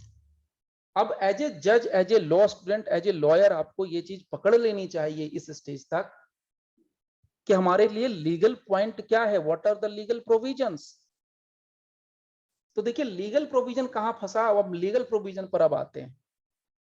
लीगल प्रोविजन अब देखिए सुप्रीम कोर्ट में या हाई कोर्ट में एक चीज तो आप सबको पता है कि हम लोग सिर्फ पॉइंट ऑफ लॉ पर मुद्दा लेके जाते हैं, यानी सुप्रीम कोर्ट में कभी भी फैक्ट की बात नहीं होती है, वहां पर लॉ पर ज्यादा बात होती है। फैक्ट रहता है बट डिसीजन लॉ पर होता है, यानी हम लॉ को चैलेंज कर सकते हैं सुप्रीम कोर्ट में, हाई कोर्ट में। नाउ यहां मुद्दा ये निकल गया सुप्रीम कोर्ट में कि हाई कोर्ट ने जिस सीसीटीवी फुटेज को एविडेंस के तौर पर मान्यता दे दी, एविडेंस के तौर पर जिसको एडमिट कर लिया, क्या वो एडमिशन हाई कोर्ट की तरफ से जो किया गया था एविडेंस के तौर पर सीसीटीवी फुटेज को, क्या वो एडमिशन सही है या वो एडमिशन गलत है as per the provisions of section 65B? Proper है ना सर? वो एडमिशन प्रॉपर है ना सर? हाई कोर्ट ने जो किया वो सही है कि गलत है, ये क्वेश्चन निकल के गया सुप्रीम कोर्ट में। अब यहां पर जैसे ही ऑफ कोर्स सुप्रीम कोर्ट में ये मैटर जाएगा तो वहां पर तो 65B के तो पूरा का पूरा ऑपरेशन होना ही होना है कि भाई 65B कहता क्या है, 65B से रिलेटेड कौन कौन से प्रोविजंस हैं, किस किस एक्ट के अंदर प्रोविजंस हैं, वो ऑटोमेटिकली क्या हो जाएंगे? रीड विथ हो जाएंगे ऑटोमेटिक। चाहे वो आईटी एक्ट हो, चाहे वो सीआरपीसी हो, चाहे वो सीपीसी हो, चाहे वो एविडेंस एक्ट हो, कोई भी प्रोसीजरल लॉ ऑटोमेटिक क्या होगा? रीड विथ हो जाएगा, लिंक हो जाएगा। So now coming to that point. अब यहां पर देखिए, अब ये जो बंदा हार गया प्रैक्टिकल में, समझिए क्या सीन बना। जो प्रैक्टिकल में हार गया बॉम्बे हाई कोर्ट में, वहां पर कितना खुशी मनाया होगा जालना में लोगों ने। यानी जो कांग्रेस का जो बंदा हार गया था वो बॉम्बे हाई कोर्ट की जजमेंट से जीत गया, और जो बंदा जीता हुआ था शिवसेना वाला, वो बॉम्बे हाई कोर्ट की जजमेंट की वजह से हारा हुआ डिक्लेयर हो गया। अब जो सीन पलट गया, यानी जो अर्जुन भाई साहब हैं, जो शिवसेना वाले जो लोग हैं, वो पहुंच रहे हैं सुप्रीम कोर्ट। अब सुप्रीम कोर्ट में क्या होता है शिवसेना का, वो सीन आपको समझना चाहिए। तो पूरा तो नहीं हम लोग कर पाएंगे, लेकिन मैं थोड़े थोड़े करके आपको सारी बातें सुप्रीम कोर्ट की मैं आपको समरी वे में बता दूंगा, ठीक है, ताकि आपको सारी चीजें क्रिस्टल क्लियर हो जाएं। हम लोग इसको शॉर्ट में डिकोड भी कर सकते हैं, लेकिन मैं ज्यादा शॉर्ट नहीं जाना चाहता हूँ, बहुत छोटी छोटी। हाँ, सुप्रीम कोर्ट ने सर हाई कोर्ट का ऑर्डर को सर ये क्या सर, क्या कहते हैं उसको सर? हाई कोर्ट में सर उसको सर क्या किया वही बताइए, चलिए मतलब बताइए, चलिए आप ही लोग बताइए क्या हुआ। सर सुप्रीम कोर्ट ने हाई कोर्ट का ऑर्डर को अपील किया सर। आवाज थोड़ी ब्रेक हो रही है, बोलिए तो। सुप्रीम कोर्ट ने हाई कोर्ट का ऑर्डर को सर वो अपील किया है ना सर। क्या करके अपहेल्ड किया है वो बताइए, वही तो जानना है। हाईकोर्ट ने तो सर जजमेंट ठीक ठीक दिया है ना सर। सर अंडर प्रोविजन दिया है ना सर। ओके, तो ठीक है, मैं उस पर अभी नहीं जा रहा हूं कि क्या कहा नहीं कहा, मैं उस पर नहीं बोल रहा हूं। मैं ये कह रहा हूं कि सुप्रीम, आप जो ऐसा कह रहे हैं, मैं आपकी बात को लेके चलता हूं थोड़ी देर के लिए। अगर हम थोड़ी देर के लिए मान लें कि सुप्रीम कोर्ट ने हाई कोर्ट के जजमेंट को अपहेल्ड कर दिया, तो वो किस ग्राउंड पर किया, क्या कह के किया, वो लीगल रीजन हमें फाइंड आउट करना है, वही लीगल रीजन हमें ढूंढ निकालना है। अगर आप लोगों ने पढ़ा है तो बहुत अच्छी बात है, नहीं पढ़ा तो कोई बात नहीं। चलिए अब आते हैं मुद्दे पर।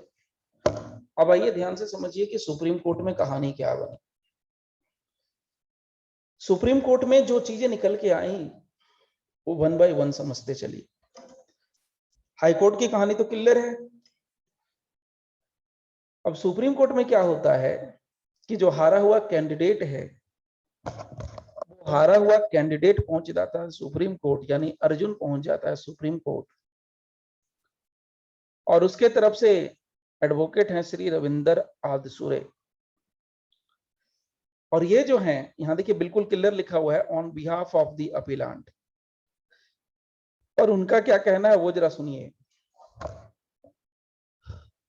उनका कहना है कि जो जजमेंट हुआ था अनवर बीपी में, जो जजमेंट हुआ था अनवर पीवी में, वो इस केस को पूरा पूरा कवर करता है। तो अब दो चीजें क्लियर रखनी चाहिए अपने को।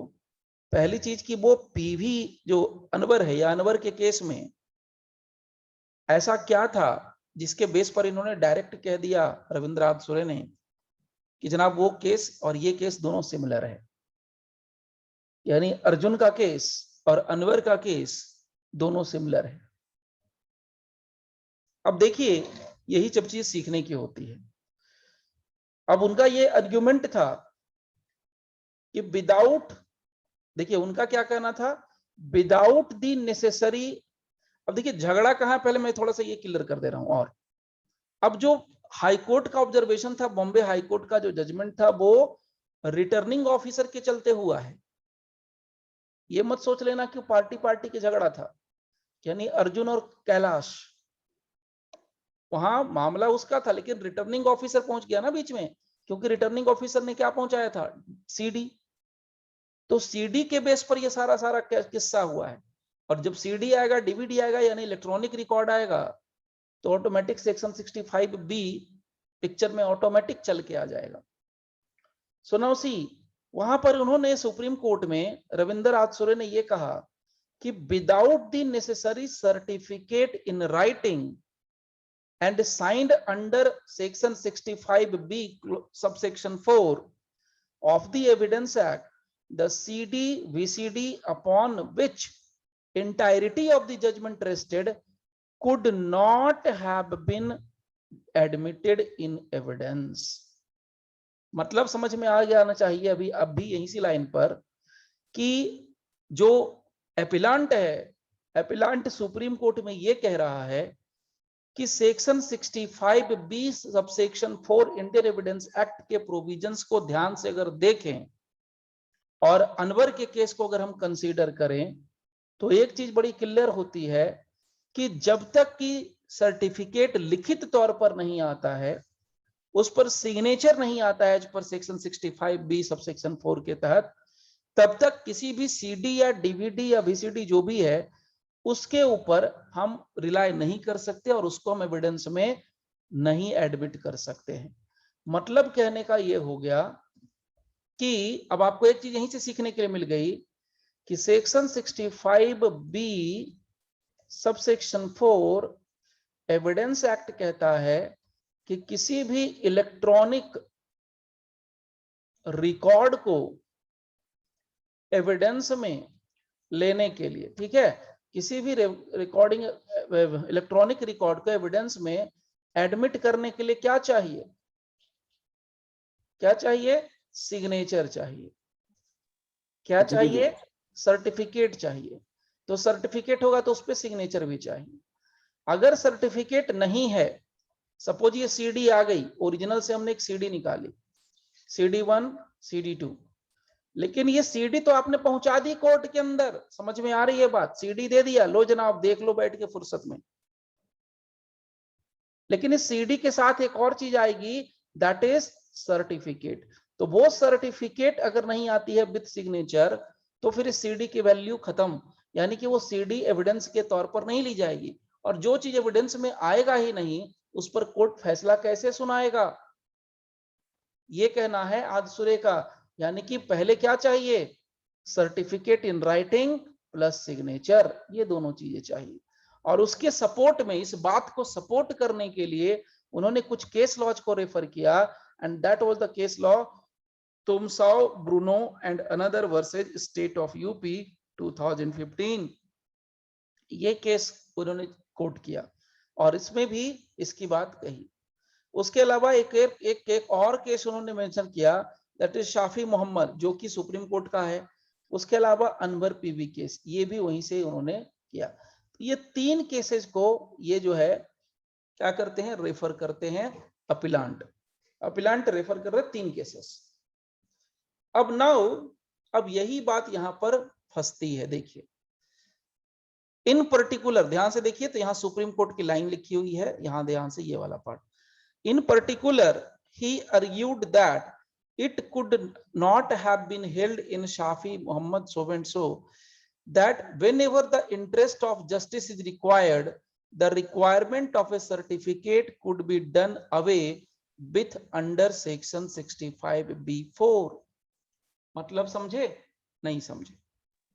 दो चीजों को समझिए, थोड़ा टेक्निकल है, मैं थोड़ा स्लो मोड में बोलूंगा, सब धीरे धीरे दिमाग में घुस जाना चाहिए।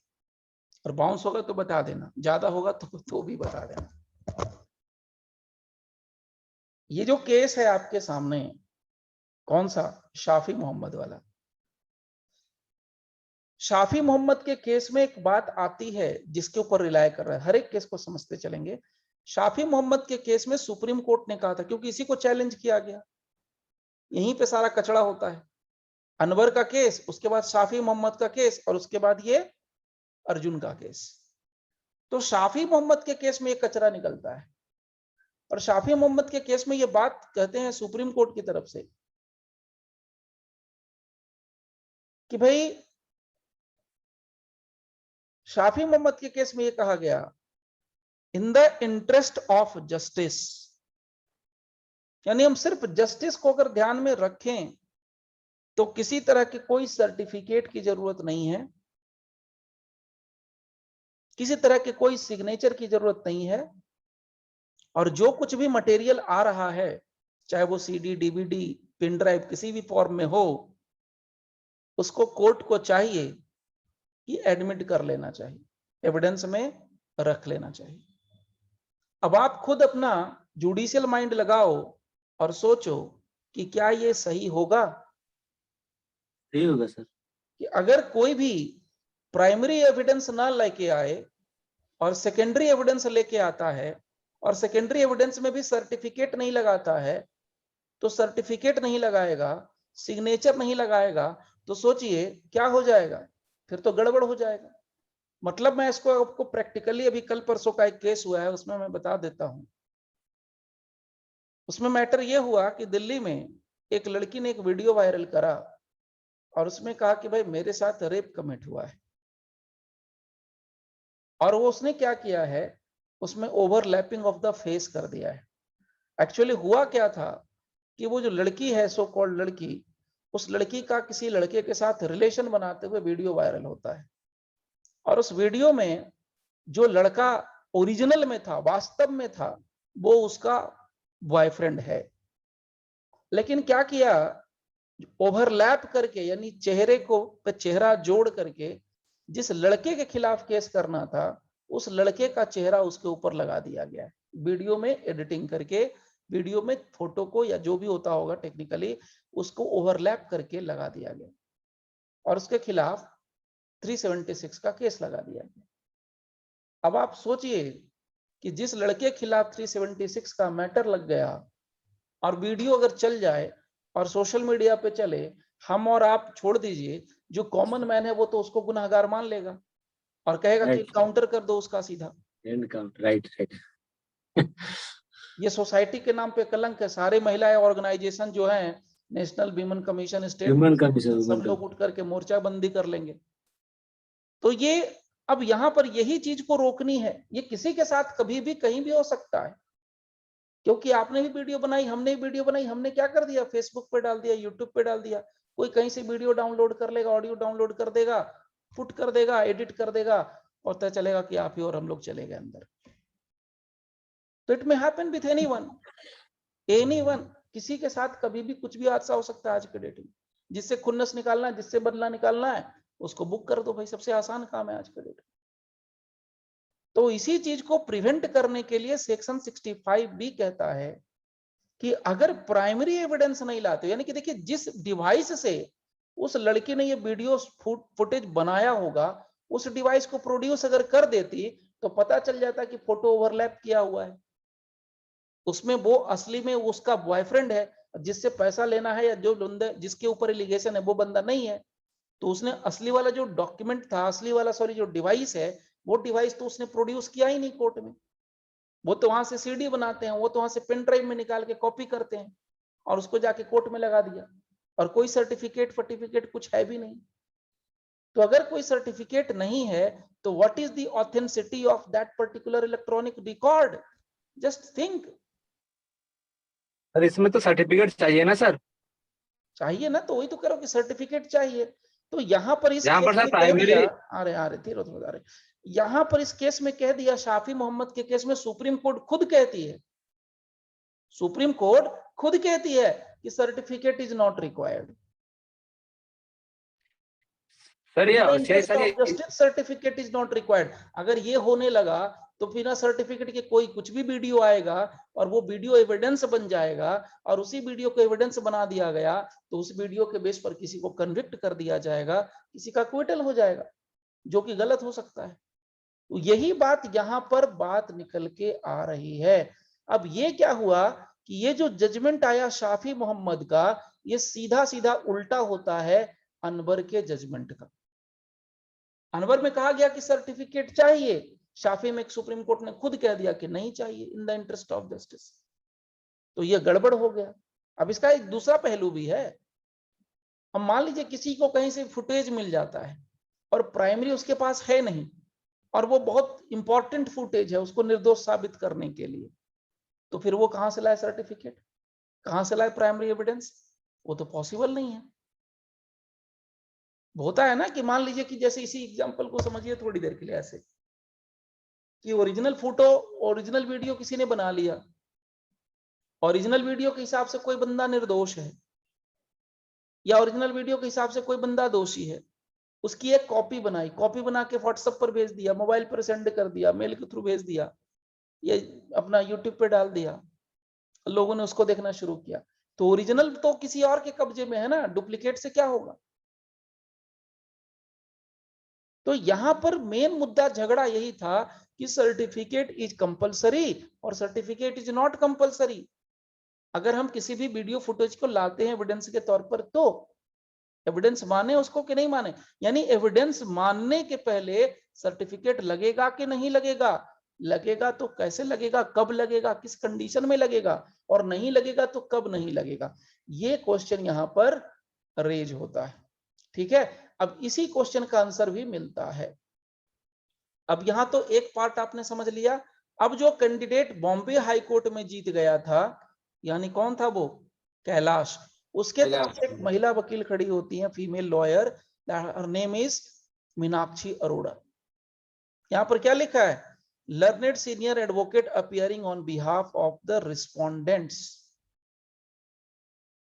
और उसने पूरी बात यहां पर कही। अब ये क्या कहेगी, चाहिए। अब देखिए क्या कहा, सी argued that the High Court has directed the Election Commission to produce before the court of the original CDD and DVD. उसने तो है प्रोड्यूस किया ही नहीं with necessary certificate. An application dated so and so was also made by the to the district election commissioner and RO as well as assistant RO for the requisite certificate under section 65B. मतलब झमेला समझ में आ रहा है, problem समझ में आ रहा है. प्रॉब्लम ये हो गया कि बॉम्बे हाई कोर्ट ने बिना सर्टिफिकेट लिए हुए ये बात को फैसला कर दिया कि भैया वो तो जीत गया, उसका जीता हुआ को हराओ और हारे हुए को जीताओ, यानी शिवसेना वाला हार गया बिना सर्टिफिकेट लिए हुए. देखिए अब हम लोग क्या कर रहे हैं, कहानी में लॉ घुसा रहे हैं, कहानी में लीगल कॉन्सेप्ट ला रहे हैं, थ्योरी जो प्रैक्टिकल है उसमें लीगल कॉन्सेप्ट डाल रहे हैं. बॉम्बे हाईकोर्ट ने कह दिया कि जरूरत नहीं है, बॉम्बे हाईकोर्ट का मानना है कि जरूरत नहीं है in the interest of justice. और बॉम्बे हाईकोर्ट के जो जजमेंट है उसी को सपोर्ट कर रही है मीनाक्षी अरोड़ा. ये भी कह रही है कि भाई हमने तो बहुत बार मांगा था, हमने तो असिस्टेंट रिटर्निंग ऑफिसर को कहा, रिटर्निंग ऑफिसर को कहा, election commission, district election commission को कहा, सबको कहा कि वीडियो फुटेज विद सर्टिफिकेट दो. अब सर्टिफिकेट अगर नहीं देगा, अगर और वीडियो फुटेज पकड़ा रहा है कायदे से, तो फिर हम उसको क्या कर सकते हैं, फिर उसके सर्टिफिकेट के लिए हम इसको लटका दें. बिना सर्टिफिकेट के भी कुछ हो सकता है. सो यहाँ पर वही बात आती है. इनका ये भी कहना था, इससे भी ज्यादा आगे बढ़ गया मैटर. और हम लोगों ने जब पूछा इलेक्शन कमीशन से तो दिल्ली तक हम लोग जाके लगाते हैं, लेकिन दिल्ली तक से कोई रिप्लाई नहीं आता है. यहाँ पर ये बात आती है. See a reply was given on 14th of September 2016 that this certificate could not be furnished. ये खुल के कहती हैं. इलेक्शन कमीशन ने खुद एक जारी करा, क्या करा, रिप्लाई, और कहा कि हम ये सर्टिफिकेट नहीं दे सकते. क्यों नहीं दे सकते? क्योंकि जो मैटर है वो कोर्ट के सामने पेंडिंग है. इसके बावजूद जो कैलाश था, जो बॉम्बे हाईकोर्ट वाला, वो बार बार लिखता रहता है. उससे भी आगे चलिए, उसने chief election commissioner new Delhi तक को अप्रोच कर दिया. और जब न्यू दिल्ली अप्रोच कर दिया तो वहां पर मना कर दिया कि भाई नहीं देंगे. यहाँ पर ये देखिए, ये कहते हैं कि देंगे लेकिन दिया ही नहीं, तो इनडायरेक्टली क्या कर दिया, मना कर दिया. सी यहाँ पर बिल्कुल क्लियर कहते हैं, the necessary certificate under section 65B and the chief election commissioner should therefore ensure it to be given to them. अब यहां पर भी क्या होता है, नहीं दिया गया. तो मामला एकदम क्रिस्टल क्लियर रखना है. हाईकोर्ट किस मामले पर, किस बेस पर दे रहा है. हाईकोर्ट का कहना है कि 65B में मांग तो रहा है सर्टिफिकेट,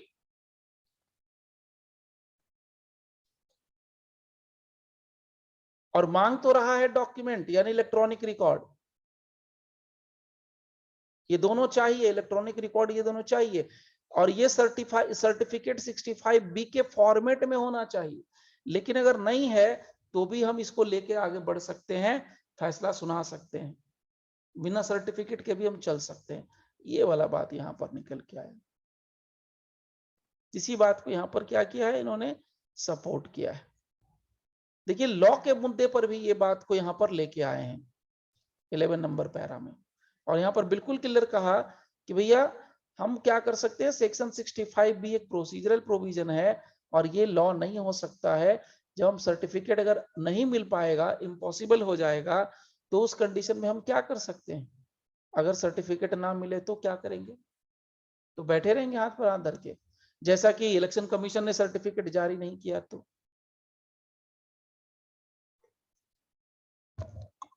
तो धीरे धीरे सारी चीजें क्लियर हो गई हैं. अभी तक का जो मैटर है वो सारा क्लियर है. यानी कि यहां पर अब सुप्रीम कोर्ट में ये मैटर चला गया कि कायदे से ये रखना है, कायदे से एक ही क्वेश्चन निकल के अभी तक आ रहा है सुप्रीम कोर्ट के सामने कि under section 65B of the Indian evidence act किसी भी इलेक्ट्रॉनिक रिकॉर्ड को अगर हम एविडेंस के तौर पर एडमिट करते हैं तो क्या उसके लिए सर्टिफिकेट जो फॉर्मेट बता रहा है 65B उसी फॉर्मेट में आना जरूरी है, या बिना सर्टिफिकेट के भी हम कंटिन्यू कर सकते हैं किसी भी इलेक्ट्रॉनिक रिकॉर्ड को एविडेंस के तौर पर. ये मेन मुद्दा, मेन कंसर्न रहता है। इसी में बीच में तीसरा बंदा आ जाता है, थर्ड पार्टी, जिसको हम इंटरवेनर बोलते हैं। इंटरवेनर कौन होता है? जिसका इंटरेस्ट डिराइव होता है सर। हाँ, इंटरेस्ट हाँ, जिसका इंटरेस्ट है, जिसको सुन लेता है, यानी इंटरवेनर वो पर्सन होता है जो कि इस केस का पार्टी तो नहीं है, इंटरेस्ट डिराइव पार्टी तो नहीं है, लेकिन उसका इंटरेस्ट है, और इंटरेस्ट के अलावा वो कोर्ट को सपोर्ट कर सकता है किसी मैटर को क्लेरिफाई करने के लिए। तो अब यहाँ पर ये जो है तीसरा बंदा भी एंट्री मारता है इंटरवेनर के तौर पर। बंदे का नाम आपको पता है यहाँ पर। अब ये यहाँ पर सबकी बात सुन ली।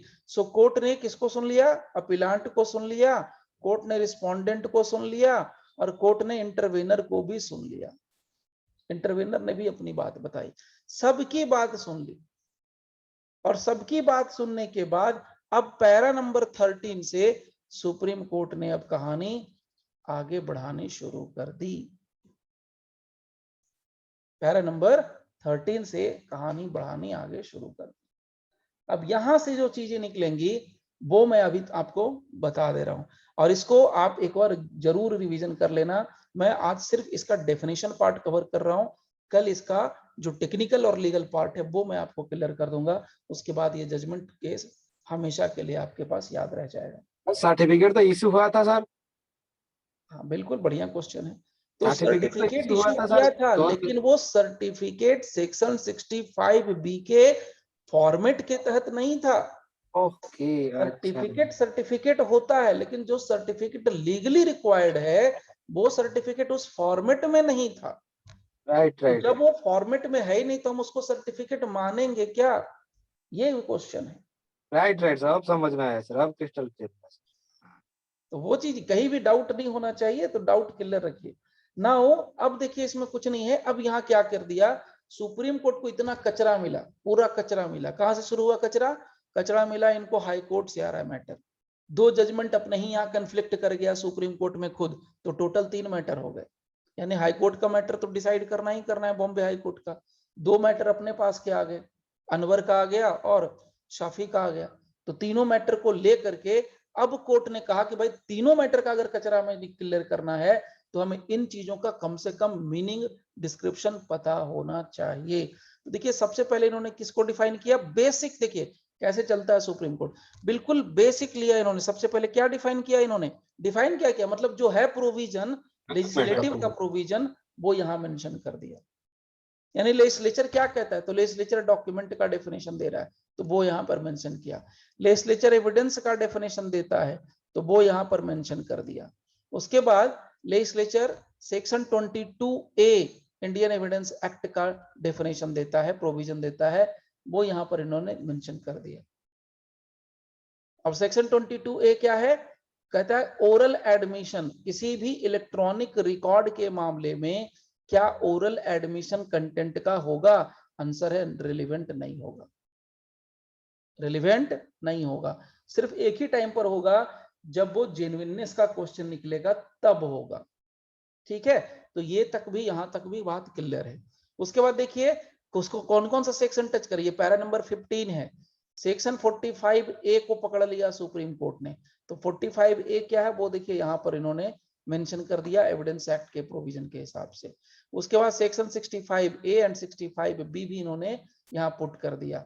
उसके बाद ये सारा चल गया सेक्शन 65A 65B। उसके बाद सेक्शन 2 में जो डेफिनेशन दिया हुआ है, सेक्शन 2 में जो डेफिनेशन है इंफॉर्मेशन टेक्नोलॉजी एक्ट 2000 का, वो यहां पर इन्होंने लिया। तो आईटी एक्ट के सेक्शन 2 के अंदर जो जरूरी डेफिनेशन है उसमें से देखिए computer 1, computer network 2, computer system 3, data 4, electronic record 5, ये सारे जो हैं वो यहां पर लिए, और यहाँ इलेक्ट्रॉनिक फॉर्म है। तो ये जो टोटल जो है 5 और 6 जो भी है, टोटल जो है ये सारा का सारा डेफिनेशन प्रोविजन एक जगह कलेक्ट कर लिया।